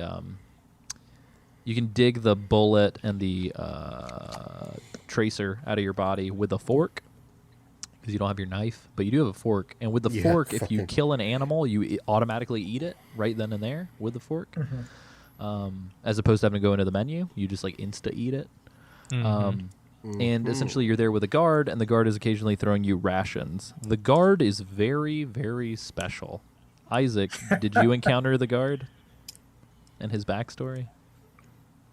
I mean, is this the guy? So the guard is Johnny's dad? What? The Johnny? Like the How are Johnny you- Sasaki? The Johnny Sasaki poopy guy. But so I here's didn't how- really get to that point. Okay. So there's like three different ways. I think there's three. I know there's at least three. There's three ways to get out of the cell. You can either call the codec and it'll automatically unlock and you can just run out. You can use the fake death pill, which you will dig out of your skin whenever you pull the tracer out of your body. And you can get out that way. Or, and I believe this is how it is triggered. At least this is what I told Sam. And apparently I think either Sam didn't wait long enough or what. But essentially the guard will throw rations in there for you, and you can just throw them right back out. And if you throw them right back out, he'll be like, oh, really? Like, I can have this? And he'll just eat it. And so as he continues to eat your rations, which takes a little bit of time, he'll eventually have to go use the bathroom. Oh gosh. And he has like massive diarrhea, and you have to sit there and listen to all of it. It's so fucking gross. Here it comes. Oh, it's coming out now. Really gross. Like, dude. what the fuck? No, so this whole thing. So I forgot. So the codec that you get from the Sorrow or from that plan that Isaac saw, will unlock the cell door, Yep. and you can just leave out. I forgot about that, so I used the fake death pill. Then I killed the guy with the fork. The guy, you and- mean Johnny? Well, I didn't know it was Johnny at the time, Alessio. I just wanted to get out of the damn cell. So, killed the guy. If you use the fork, and then- you might have automatically eaten. You just eat Johnny? Tastes great. Shit. Yeah. But I was about to leave, and Alessio was like, no, that was Johnny's dad. And I was like, fuck. So I reloaded the save. I went back to the beginning of the torture scene. I had to sit through the black inside of the bags scene over again, but then I skipped the rest of the scene. Did the thing again, heard him shitting, and then I used the Sorrow's codec code while he was pooping to get out. And Alessio was like, no, you missed the cut scene. I'm like, God damn it, Alessio. Yes. So I YouTubed it, and you talk to him, and you find out that this is Johnny's dad, and his family's in America, and Johnny's a nice guy, and This is he gives you back your. This is the third your codec SIGs. mentioned too, by the way, because on the back of the photo of Johnny's family is the codec Oh, yeah. frequency again, just in case. Oh, is it really? Yeah. Yeah. Oh. Yep. Is that Yeah. R1? The Yeah. secret R1? Yeah. But he also says that his kid is named Johnny as well. Yeah. Yeah, all the firstborn sons in his family are named Johnny. He gave the sleeping cigarettes back to me during that cutscene also. Yep. Yep. Yep, he does. So that's Johnny's dad, guys. Such a nice guy.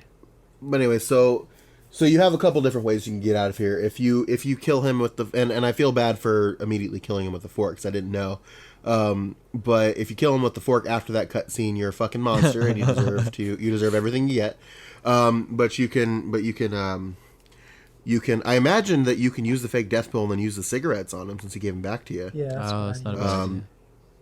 But Did anyone try vomiting? I don't know if you opens it if you get sick. I didn't try that, but it feels like something that would apparently it does work. I did looking up while I was looking up the YouTube video, and it does work. If you make him vomit, he'll come in. Nice. Yeah. I feel like if you kill Johnny's dad after the cutscene, Janola should just come out of the ground and fucking battle you. Like it's just like you're a horrible human being. Fight this Godzilla robot soldier. God damn. Oh my god, or Gurlagon. Oh, yeah. Maybe. Oh, girly Gosh. guys, Jesus Christ. Or you have to fight. You have to do a boss battle with Matt Campbell. You have to do a basketball battle with Janola? Just cuz. Who knows? Battle. But yeah, so Basketball battle. But so the prison cell that we're in is what is the area that we described earlier with the cells and the torture room, and then there's the office with the camera that you can collect, and then if you go into Johnny's room, he actually has medical supplies in his room, and there's nothing in the bathroom. Unfortunately, I was looking for something funny, but like some poop. yeah, like a poop. I was hoping you could get a collectible poop. Throw it at You poop the throw keratin it at your at. enemies. There's a keratin in the toilet, but only if you let Johnny poop. Really? Oh no! That's what was coming. He was passing a kerosene. Oh god. Oh, He accidentally ate one that they put in his ration. gross. Anyway, But yeah, so you essentially leave. you have to leave, and we'll round table it real quick again. This will be the last time. Can I request first? Oh, on this absolutely.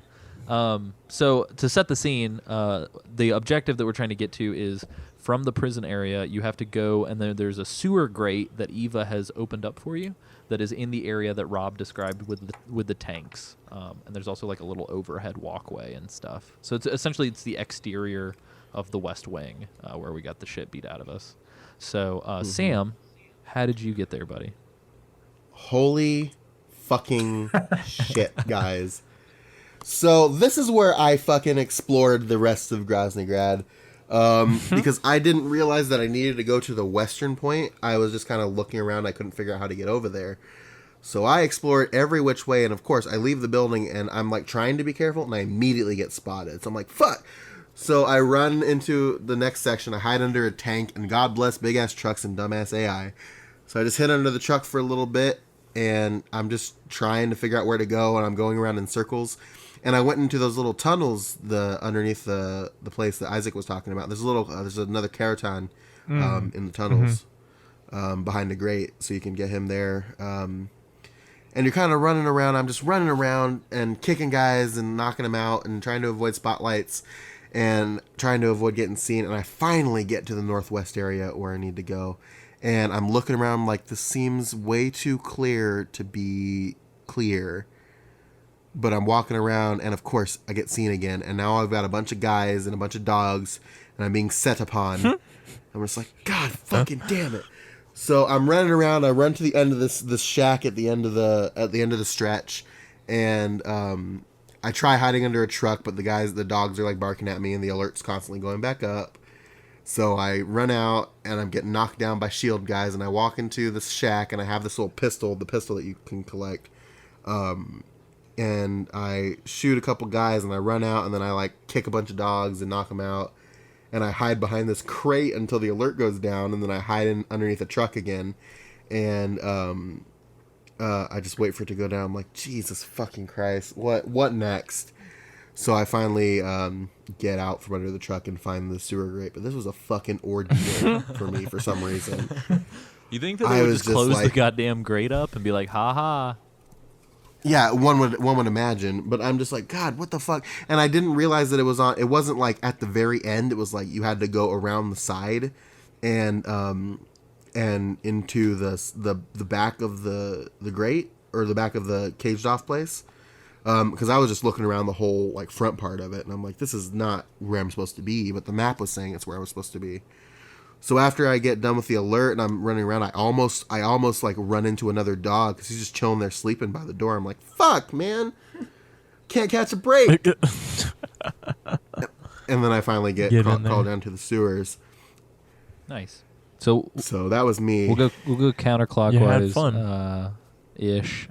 So I actually came out and did the exact opposite that I did on the way in, which is I'm a complete dumbass, and instead of going straight for the goal, I went completely counterclockwise all the way around the base. I don't know why. I guess because I was like, well, let me go back the way that I came. So I went out past the trucks. I crawled back to the starting area. And somehow I did all this without being seen. I like completely just walked straight to the door to get to the tank area, and was doing a pretty good job. And then I shit you not, guys, I was right outside of the area that you have to crawl under to get to the sewer, when I got spotted by literally everybody. And I was like, fuck this, I'm just going straight for the sewers. And as soon as I got into the sewers, I like the alert leading up to me getting in the sewers ended up being so thematic for what's happening in the sewer that I was like, you know what? This felt like it should have been scripted, because essentially that's what happens when you get to the sewer anyway. So, Yeah. but and just to let everybody Nice. know who's listening, the gun is a single action army, so it's the revolver Yes. that Revolver Ocelot uses. Yes. So, and that's all. I was so fucking flustered during this period that I just didn't realize what it was. I was using it to shoot people, and I was just so like out of sorts, and I knew what was coming next, and I was like, God damn it! After I got down to the sewers, because I realized what I did. I was like, man. Wait, hold on. So the boss gave you that revolver. Oh, yep. Is that the same revolver that shot out your own eye? Is that what she gave you? Oh, it must have been. Ooh, maybe. I didn't make that connection. And you can do tricks with it, too. That was... Yeah, I don't know how to do it with the Vita, so actually I pulled it up in first person, and I think on the PS2 you could use like the right analog stick to like flick it Yeah. around. Yeah. But on the Vita, I was trying to figure out how to do it, and I don't think I ever figured it out. But what I did figure out, for everybody who's been hearing me complain about the aiming on the Vita, I held down the left trigger to see if I could use, like, holding the left trigger and the analog stick maybe could flip it around or whatever. That didn't do it. However, holding the left trigger while in first person gave me way more detailed and accurate aiming. So it's almost like sneak mode. It's like the D-pad is to walking, is to first person aiming. Yeah. And I was like, huh. So I discovered that, so maybe the game will be easier for me now. But anyway. One. Isaac, Good to know. what happened to you, buddy? A lot of walking around in this next area. So like to I imagine actually Isaac just walking. pretty much. No, this part was okay. I will preface it with this part was fun-ish, but frustrating at the same time, and it took me a long time. I actually didn't use the gun at all. I was very scared to use it because I thought it'd be loud, so I was like, I'll just use the fork. Which actually I found punching or the punch kick combo to be more effective than forking people. Oh yeah, it's actually really effective when you're not in alert for 90% of your journey. Yeah. Just throwing that Just out. doing that. Anyway, so for me, I have no idea how I got to the sewers, as I really went. I have no idea. I tried so many different things. I didn't know where the sewers were. So I went through that tunnel area, and I was like, I don't think this is where I'm supposed to go. And this is when I finally used the map for the first time.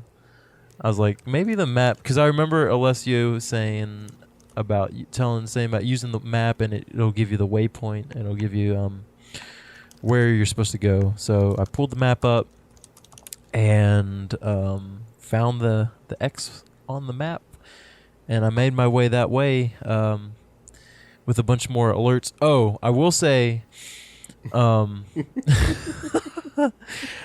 Like you just kind of glanced past that particular point. I got spotted a lot popping out of the sewer, and I got really frustrated because I would pop out, kill a guy, some other guy around the corner would be like, "Who's that?"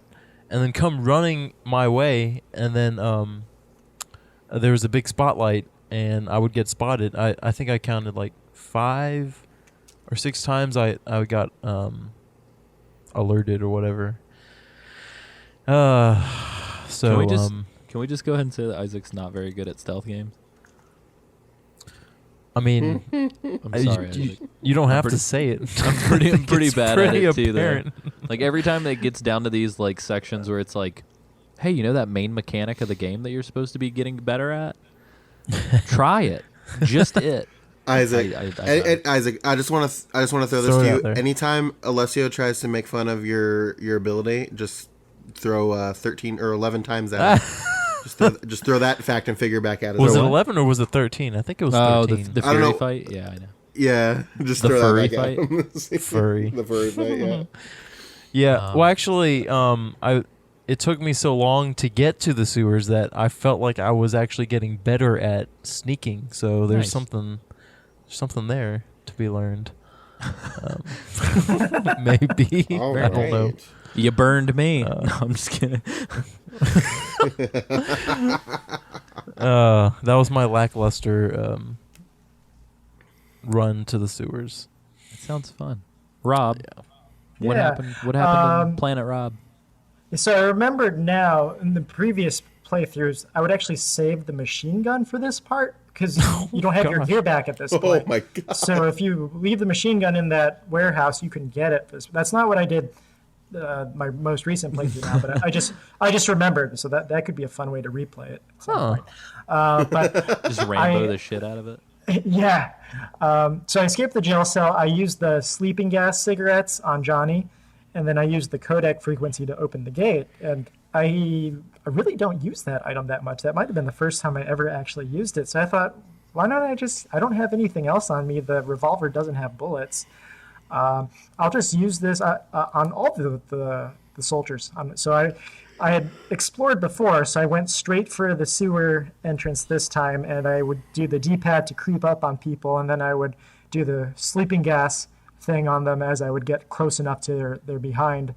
So I did that all the way up into the sewers, and I think if you take too long or if you go in the right path, the dogs will actually start to come toward you in the sewers. Mm-hmm. Most of Oh yeah, no. If you're that's part of the thing because when you go down to the sewers, you have that codec call with Eva, and essentially because of the high alert, they lock the sewers down, so they're going to be coming after you, and you kind of got to hustle your way through it. And if you take too long, yeah, they'll come and Okay, they'll come and so that get always you. Dude. Yeah, so most of the dogs they're behind gates, so it's kind of just trying to scare you. But there is one section where the dog is actually able to reach you. So I was crawling through, and I found there actually were single action army revolver bullets there. And so the dog's coming at me. I just got the bullets. No, Rob, you didn't. No, I didn't. I pull out my sleeping gas cigarettes. And ironically enough, sleeping gas cigarettes, they don't put the dog to sleep. They actually kill it. And, and well, maybe it... I'm not entirely sure if it killed. Here's what it actually fell through the wall in my playthrough. So I didn't see the sleeping Z's, but I'm not sure where the model for the dog went after I, gassed it. That's hilarious. It's a horrible way It's to just phrase that's terrible. It's just like so. This dog was following me, and I found some bullets for the revolver, and oh god, No, actually, I just put That it was in good. an invisible laundry chute and sent the dog to hell. I gassed it, so it clipped through the wall, and then we get to that whole fugitive style cutscene. I like to imagine as Oh, snakes yes. falling from the waterfall, the dog is clipping through the rocks behind him. Oh no. They're falling together. oh my god. Oh, Lord. So, Sam, tell us what's going on right now. What is this? Yeah. So The music so you build-up's get to the fucking end of, amazing, FYI. Oh, Yes. Yeah. So after this is happening, you get to the place you can see the light of day in front of you, and I turned the camera around, and the dogs are actually chasing you. At this point, so you just keep running, and you get to a cutscene. You run to the end, and a bunch of soldiers and dogs are chasing By you. bunch, you mean And like you're- 4. Because Yeah, it's a really yeah. stupid small number, I discovered. Yeah, it's not a lot.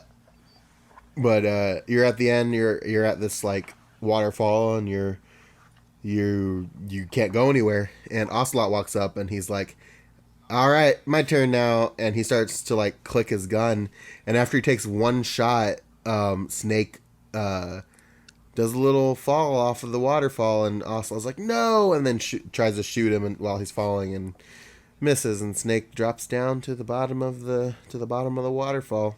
Yeah, And now we get to take on Ghost Dad. The bullet Ocelot tries to kill you with doing his relay thing is specifically the bullet that jammed his gun in the beginning of the game. He's been wearing it as a necklace. There's also a very strange, like, uncharacteristic to the cutscenes. There's like a very like cinema edit that happens, where like right as he's aiming the gun at Snake, it's this really weird like split screen James Bond like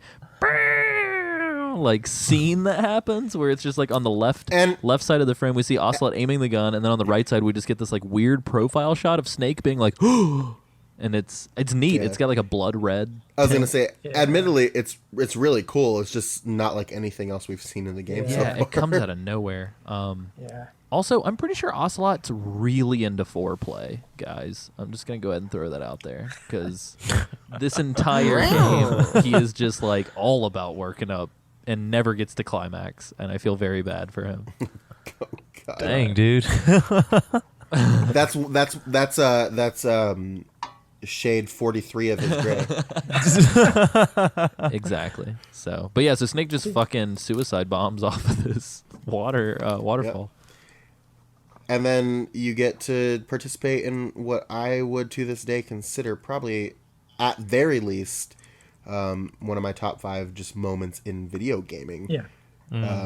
Because this whole encounter is just spectacular. Good old Ghost Dad. Yeah. Good old Ghost Dad. We're about to take on the Sorrow. Ghost Dad, but who's Ghost Dad? I don't know. Somebody's Ghost Dad. But yeah, so this is it. This is our. So in my notes, this is labeled as Snake Goes to Hell, and I'm gonna go ahead and put this out there too. So I know a lot of people who are listening to this show think we must be really into foreplay as well, because we're building up to MGS5, and all of our listeners are just like, "Holy shit, just get to MGS5 already." So I will say this about MGS5. I think that they totally could have had more crazy scenes like this. To be completely honest, like the whole game is almost bereft, other than the intro, of shit like this. And I think that the whole game could have had a lot of this kind of stuff, and it would have totally applied. So, but yeah, so essentially we're in the it's almost like a recreation of the water from where we got the croc cap and got to put it to use with the hover boys earlier in the game.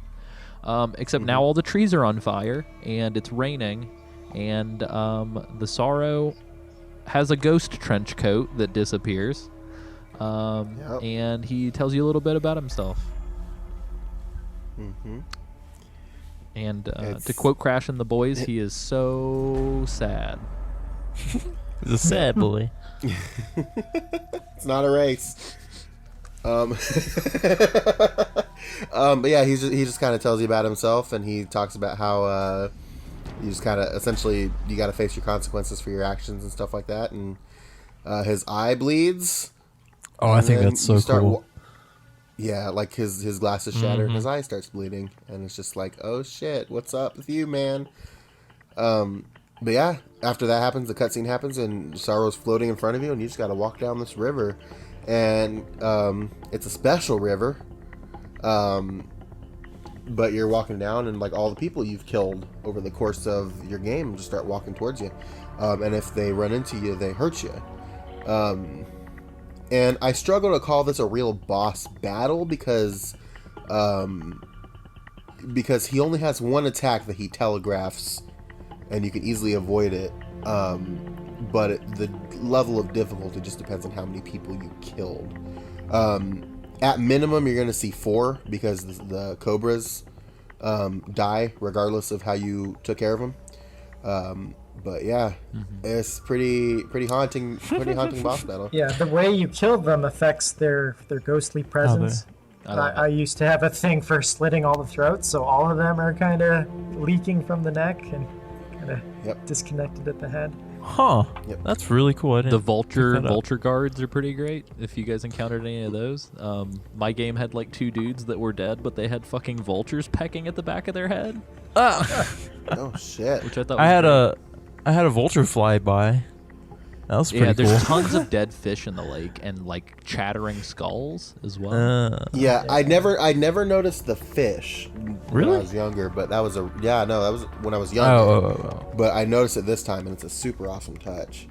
Did you It's guys like all the dead shit. Did you guys notice that the sorrow says you will all be killed by your own sons? Oh, I didn't catch that. It was pretty amazing. I was like, that's wonderful. Like, Oh, that's cool. so I thought it was good. And also, oh shoot. That was my bad. My headphone. Oh came out crap! A little bit. I thought that was me. No, that's my bad. Oh, okay. Anyway, But Anyway, I was yes, gonna. oh, go ahead. Ooh, shoot. I was gonna say. I actually went into the codec menu and called everybody. I was like, this would be interesting. I don't know if you guys did this either. Also, but every single one of them will have a variation of the snake. What's wrong? Snake. Yep. Snake. Yeah, it's all the game over calls. or Yeah. vocals. because I to thought that was them, cool. because to them, you're Dead you're in the dead river. or dying. Yeah. Yeah. You're But in the you- river Styx. But you can still save. Oh really? Yeah, I you didn't can call paramedic on the save frequency, and she does the same thing, but you can still save your game. That's which is hilarious. hilarious. That's funny. Do you guys think that the sorrow was this sad in real life, like before he died? Because like I don't know if I would want to be around him on the reg if he was just this sad all the time. Well, I mean, That's why. the emotion he carries into battle is sorrow. Yeah. That's true. So Yeah. potentially, if like all the other guys are super extreme in life, why not him? That's true. Yeah, if his Yeah. power on the battlefield is to act as a medium, I can imagine that would be a big toll on a person. Kind of like a mental burden. Yeah. Yeah. Did you guys notice that he occasionally goes into the floating fetal position?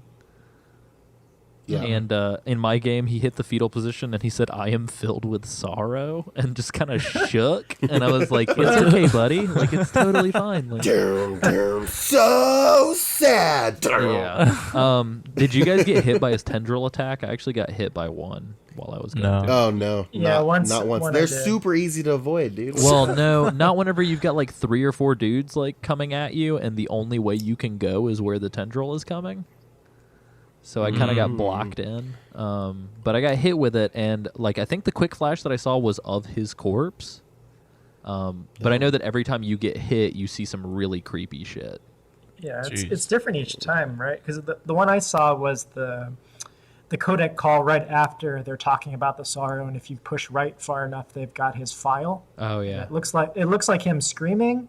That's the one I saw. I only got hit once this time, but I Yeah. think it's different each time. yeah. I think that's the one that I saw Yeah. as well. But I think for sure, as you get hit, you see different stuff.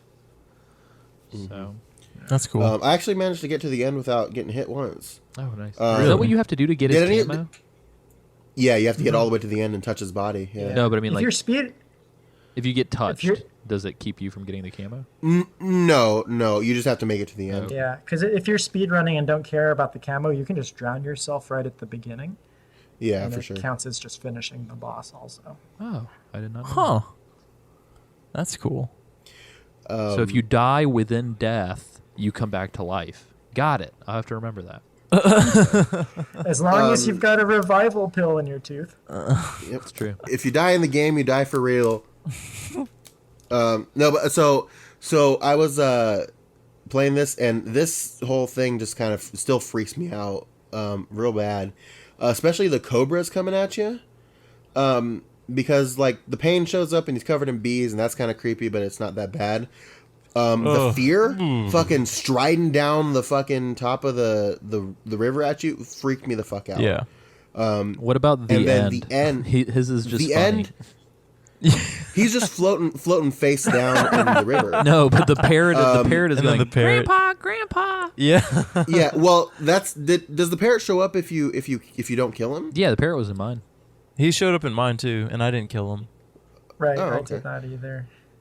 Oh, okay. That's what Just the- confused I me. guess So like he just ex- lost the will to live. He explodes. Does the parrot escape the explosion? I don't think so. Oh, I guess not. Maybe not. So the parrot's Poor dead. guy. But yeah, like that freaked me out too because I didn't see the end, but I heard Grandpa, and I was like, oh my god. So, but that was the question I wanted to ask. So, So is the end just floats, like even if you non-lethal them, do they all still like show up and are angry at you except for the end? Yeah, I non-lethal to all of them, and they all showed up. Except the Okay. fear did not do what you said he did. For me, I almost I got really close to him, and then he just upside down stood on his head and then jumped into the air, and I never saw him again. Oh, geez. Oh no, he did that. He did that to me too. But he ran at me like he was crawling up a tree, but straight at me. Oh wow. And then I freaked me the fuck out, and I ran around him, and then he did the thing where he stood on his head and jumped up in the air. Oh. And then the Fury shows up, and he just lights himself on He just fire. gets Okay, sad. dude. Whatever, dude. Did any of you count how many people you killed I started to as you but walked down? Then I was like, this is too much. Yeah, same here. I killed too many. The playthrough I'm Wow. actually doing right now is a no-kill one, so I just have the Cobras. Yeah. Wow. Oh, cool. So I was actually kind of proud of myself because I counted a lot less than I thought I would. I counted 14 guys, minus the Cobras. Because as I kind of went through the game, I kind of adopted more of a pacifist playstyle.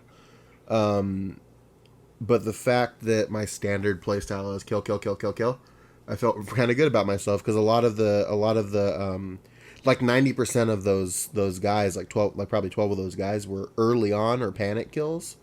So I felt pretty good about the number of people in the river, and it was a lot easier. Nice. Yeah. Isaac, I'm curious, since this is the first time you've ever encountered this, what were you thinking while you were playing this?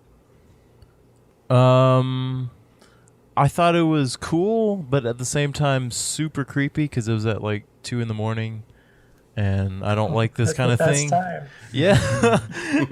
And the fear, oh my gosh. I think he did he was on four legs and running towards me. Yeah, terrifying. Ugh. Can't stand it. Golly. He's that already creepy enough freaked as it me is. out. I don't need ghost toad Yeah. Ghost fears. Ghost Toad. freaking out at me. So yeah, all right. So when I first started this boss fight, quote unquote, I tried counting the number of guards, or I guess ghosts, that I had slaughtered, and I lost track after a while. So there was So that. you knew the gimmick going into it, you knew that it was going to be all the dudes that you had killed. Well, he kind of alluded to that. I mean, For sure, very for sure. subtly, but I kind of I guess I kind of picked up on that, but not who he is apparently. So I had a question. So some of the guards, I don't know if you guys got this because you guys are good at not killing. So some of the guards will come at you like zombies and try to chase you. Is there a way that you kill the guards to make them do that, or is it just random? I think they track it based on how they were killed. Right. My question is how do you kill them to make them do that? I don't know. I wonder. It Is would there be a really way? funny if those were the ones that you headshotted as a zombie reference. Oh. Very cool. That'd be that's interesting. Well, fucked. That's cool. Anyway, Well, that's pretty neat. Time to test it. Time to test. so yeah, I got a good chuckle out of the vulture that flew by. It was just soaring through, passing me by. Did anybody get the guy who was running on water? 'Cause I thought that was the fear. No, in mine, I had a guy in the tree line, to the left. There was just a dude booking it through water. I did get him. And I don't know I how the did fuck. get No, got I remember him. him because I was counting the guys, and I was like, oh, I guess that's 7. So, But yeah, and to sum it all up, I guess I thought this was a very cool, unique way of doing a boss fight. did you figure out the what happens at the end of the road, or did it take you a while? So, yeah, it took me a while. I'll just say that. Wait, But did you then have to I replay the boss fight? No. I remembered the revival pill guy because it gives it to you like whenever you pull the transmitter out of your chest. Mm-hmm. So I'm like, okay, why else would it give it to you point blank? Good. That's awesome. So- Yeah, I was nervous that you were gonna get stuck or whatever because I don't know. I couldn't Well- remember how well they telegraphed that. I didn't know how to do it, so I was just kind of like pushing buttons, and then the menu came up, and I was like, oh, that's kind of cool. Nice. So that's how you do it. But yeah. That Rob, do you have was- any cool tips for us, or any tidbits of trivia or anything? About this trivia, not so much. As far as a lot of my friends they would do the repeat thing. This reminds me a lot of this is like that MGS2 moment where people think they've failed, but really it's a fake game over screen kind of Fish thing. and mail, dog. Fish and mail. Yeah.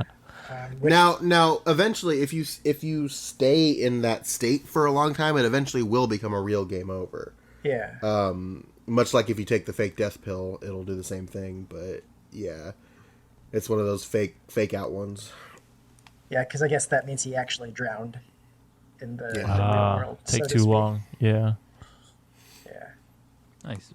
Cool. Um, I have some trivia actually. Ooh. Oh, so shit. Ooh. So this is further back, I guess. So you when you're in the jail cell, the guard throws you a vampire bat as Johnny? food. You mean Johnny? Oh, okay, yes, Johnny. The He has a OG Johnny. name, Isaac. So Oh my god. anyway, he throws you food to eat, and it's the vampire bat. And it was a couple. If you talk to paramedic, I think she'll bring up the vampire bat, and Snake's like, "Oh, you're not going to talk about vampires again, are you?" And they kind of have this back and forth conversation about.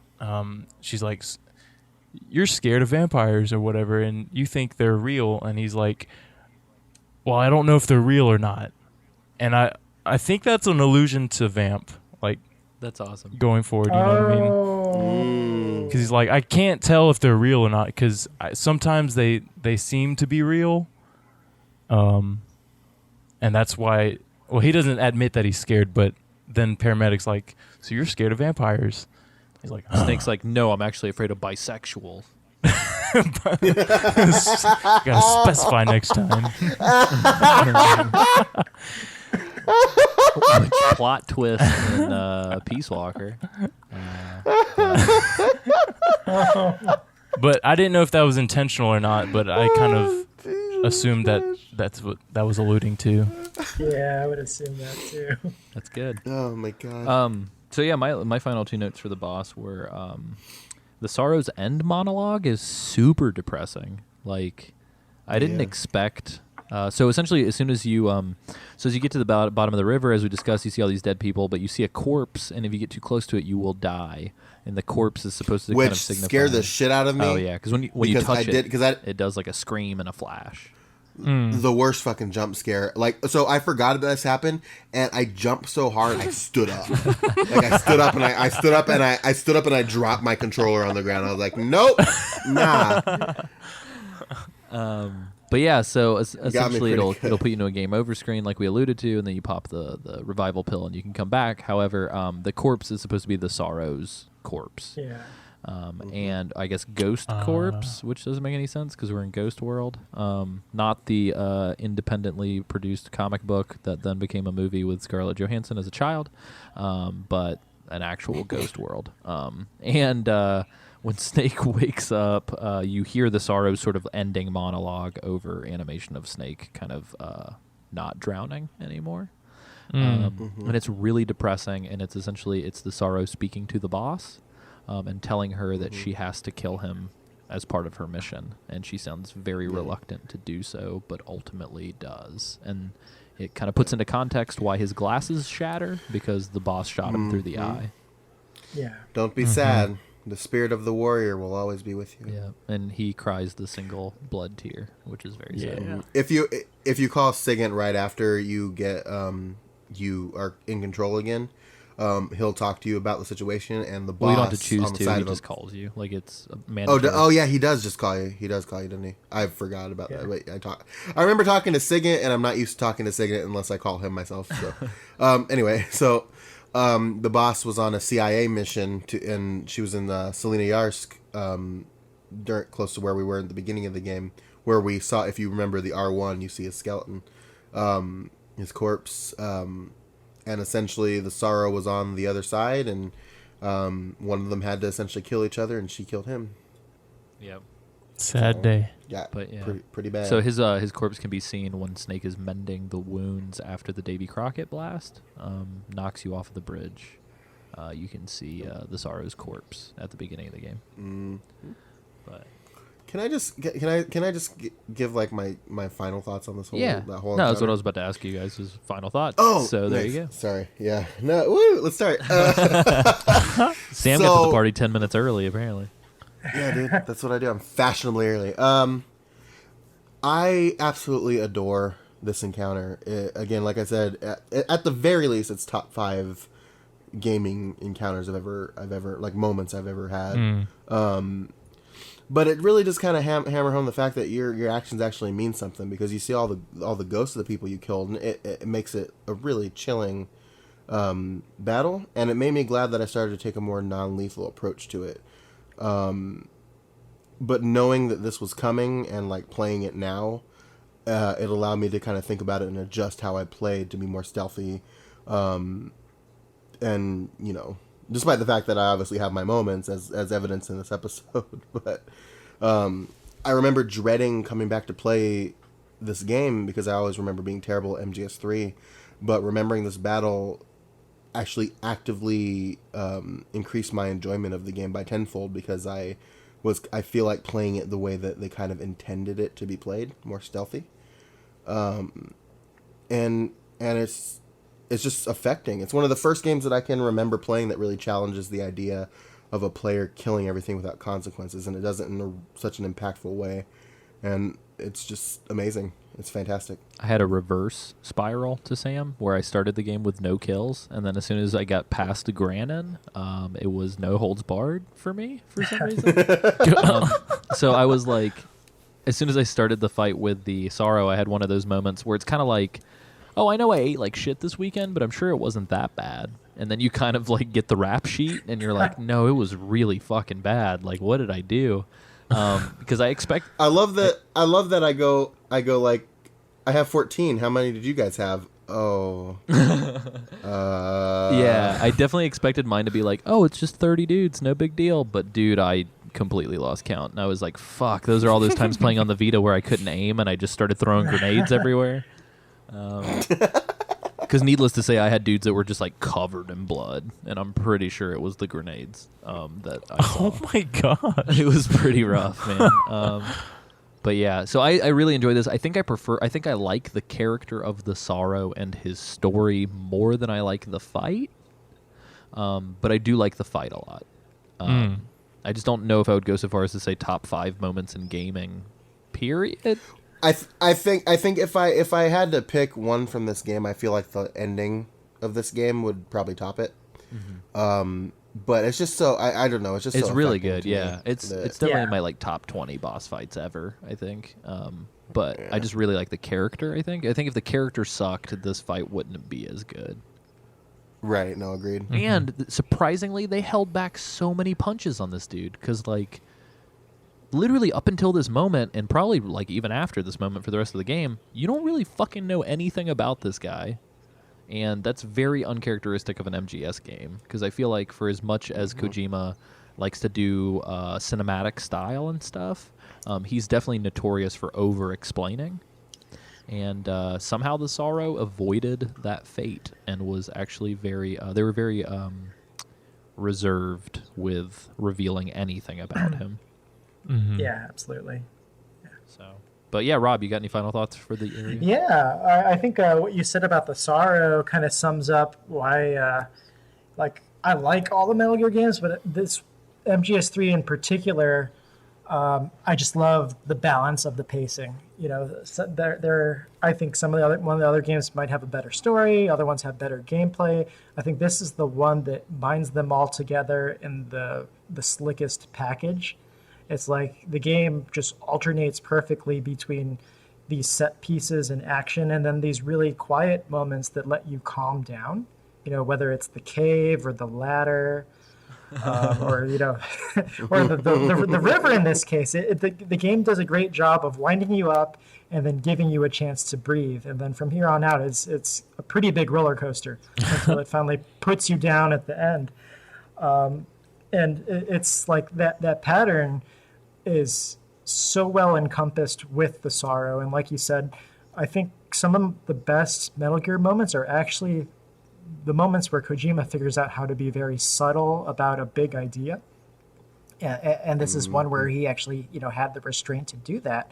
And, for my latest playthrough, kind of reminding myself for this, this talk, it's still, I'm thinking more about when I first played it, which I think was 2004. So that's 12 years ago when it first came out. Mm-hmm. I still remember that very first playthrough.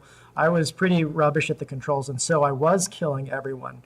And it was hugely impactful to play this boss for the first time and see it filled with, the dead that I've killed. Especially knowing that Metal Gear in general does have that, pacifist and anti-war message. I think it did a great job driving that home. That's nice. That's awesome. Very well said. I feel like hearing you say all that stuff, Rob, it kind of reminded me that like Kojima is like an excited kid. When he gets really excited about an idea, he will not fucking stop talking to you about it. And so it's awesome to see these like moments of maturity, a lot like the end of the game, where like in the end, maybe I feel like maybe when we'll get to it, maybe drags on just a hair. But I think for the most part, Kojima has, I think, more moments than not in this game where he kind of holds his excitement back, which is great. But I don't know. It's funny. It's funny to just see that and know like this guy's really passionate and excited, but Jesus Christ, like tone it back a little bit. Like, Isaac, how did you feel? Anything that we haven't touched on yet? No. But I will. Wow. I will say some words, and hopefully that'll be good for you guys. Isaac? Well, Isaac, you've really grasped the point of a podcast. Isaac has the best word. Anyway, here are my words. So I really like this just for the, like Rob said, the pacing of the game. So it's not like full force all the time. Like Shadow of the Colossus, like every boss is like this crazy enormous boss, even though I love Shadow of the Colossus, but it was kind of a way for me to sort of put in perspective about all the different Cobras that there were, and not all of them were like these terrible beings or people or whatever. And I don't know. I mean, I felt really sad when I fought him, or quote unquote fought him. Could you say that you felt sorrow? I almost sorrow. All right, Sam, I'll give you that. I almost sorrow. Well, and this is actually hello. Isaac, almost sorrow. I will say it's a good track record though, because he does a good job making you feel sad. I was very frustrated with the Fury by the end of my fight. Yes. And I think just in Super general, scared. like, the fear is really gross and it kind of creeps you out. So I think they do a Yes. really good job of embodying their words. I agree. I don't know about the joy, but we'll get to that. Yeah, that's true. The joy No, the that joy one, should that, be that the one saddest. kind of made me feel more sorrow than the sorrow did. So He's so happy in future. Sorry, that was a bit of a downer. Anyway, Thanks, but Rob. next time we're gonna get to see a special scene with Eva, so that'll pep us up a little bit. That's the joy. I don't know. I was gonna say the underneath joy, but That's the Joy Division. that was good. That was good. Well, cool. Thanks. So let's. Jesus, you guys got a super girthy episode. Yeah, this Jesus week. Yeah. Christ, y'all. This is like Yikes. 2+ hours. So, and that's my bad. I definitely should have done a better job of condensing and picking, because we definitely. I think this season we had a 45-minute episode, and now we've had like a 2.5-hour episode. So, I probably could have picked my zones a little bit better. So I apologize, Dude, yeah, there's a lot in this. Yeah, this was a fuck Playthrough. ton, man. Yeah. Yeah, Groznyj Grad was an hour by itself. Yeah. Yeah. So, but let's get on the fuck out of here. Sam, will Yeah. you tell people where they can go for Geek Time stuff, and then we will talk about where you can find us, and then we'll get out of here. Yeah. You can go. Sorry, I'm Slapping just yourself really to stay awake. No, yeah. Yeah. You can go to geekti.me. That's our website. You can find all of our stuff we upload there. You can also go to soundcloud.com/geektimepod. We've got all of our shows on there. You can also follow us on social. Twitter is at GeekTime Network. Oh no, wait, SoundCloud is GeekTime Network now too. Shit, we did some stuff. Disregard. So everything but SoundCloud. Facebook. Yeah, everything but Facebook is Geek Time Network. Patreon, if you want to drop a couple dollars our way and get access to our, frankly, supremely entertaining Slack channel, if I do say so myself. So just quite a bit of cool stuff there. God, I'm so disorganized right now. What You're am I fine. There's missing? also a Spreadshirt shop, so you can go to Geek Time. Yeah. Geektime.spreadshirt.com. Yes, it is. or You you can go to geektime.spreadshirt.com. Or you can go to our website and click shop, and you can buy some cool shirts, including a It's Just a Box shirt, Matt Campbell 2016 shirt, and a couple other things. Yep. And then we also have a YouTube channel now where we're uploading.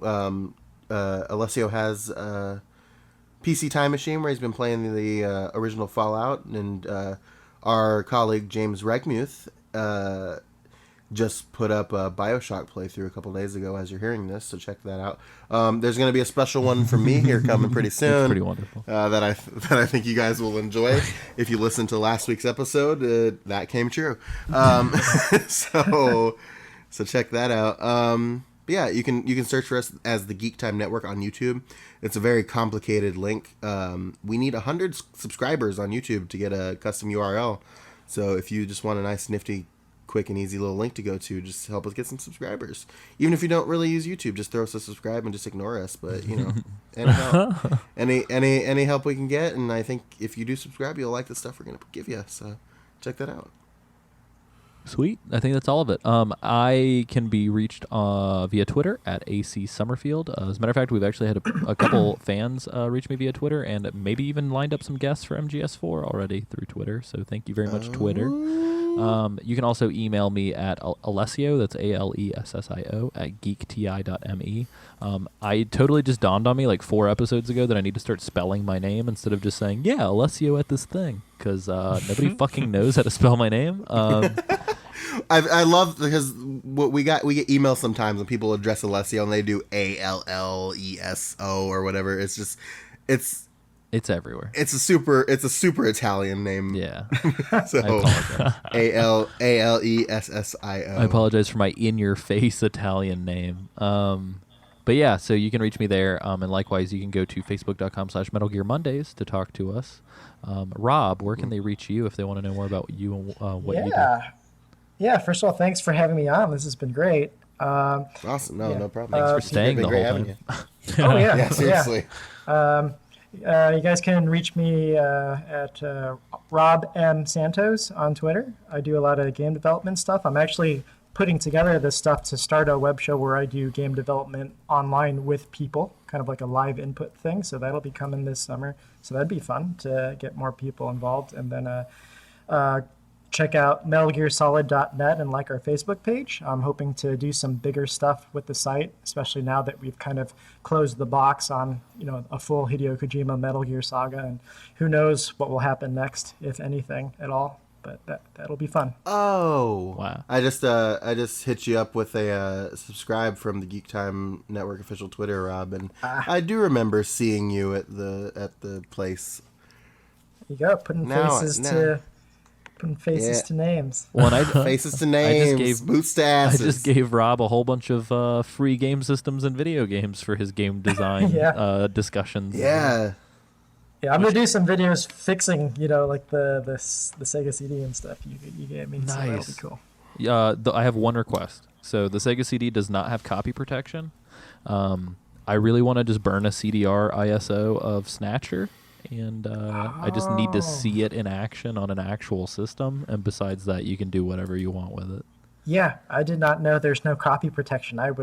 I'm eyeing like the eBay auctions for that. But that will save me a lot of money. I will hit you up once that's fixed. Sweet.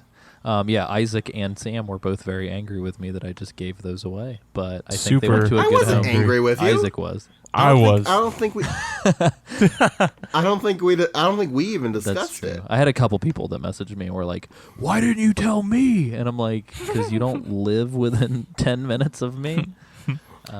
If I would have been thinking about it, I would have paid for shipping. But Yeah, but it is what it is. digital eras, guys, they help keep small apartments from getting cluttered. So, Yeah. and so does Rob. So thank you, Rob. Yep. Thank you. Hey, Isaac. Oh, hey. Where can I'm gonna talk about my stuff here in just a second. Where can they find you? On Facebook, on Twitter. There you Doesn't go. have a twit, Yep. so .com. That's Have you about tweeted it. since the last tweet binge of 3 tweets? let me check. Nope. No. Nope. He's got 4 new followers. He's 2 away from 40 now. He's at 38. We've got I'm Trash 49 following him. What is that person into? Riley McClellan is following him. Riley. Oh, right. Lawton I think Riley is a Yeah. guy who wrote into the show. Riley Oh. is Riley's a listener. Lawton Hinks, who's okay. I like So that name. this one's a weird one. So Lawton Higgs and I'm Trash 49 have the same avatar. It's of Sans from Undertale. I'm Trash 49 is his display name. His @ is WJSMJ, but Lawton Higgs' @ name is I'm Trash 49. So I'm starting to see a What connection here. in the world? Got some dupes following. And then we've also got The bots have got also me. got Gunnersaurus Wex WEX is following you too. Metal Gear Wax. Metal Gear. Did we You can follow me. Oh, did we get my Steven bad. Go ahead. Shuda? I feel like we Did we get who? Steven Shuda.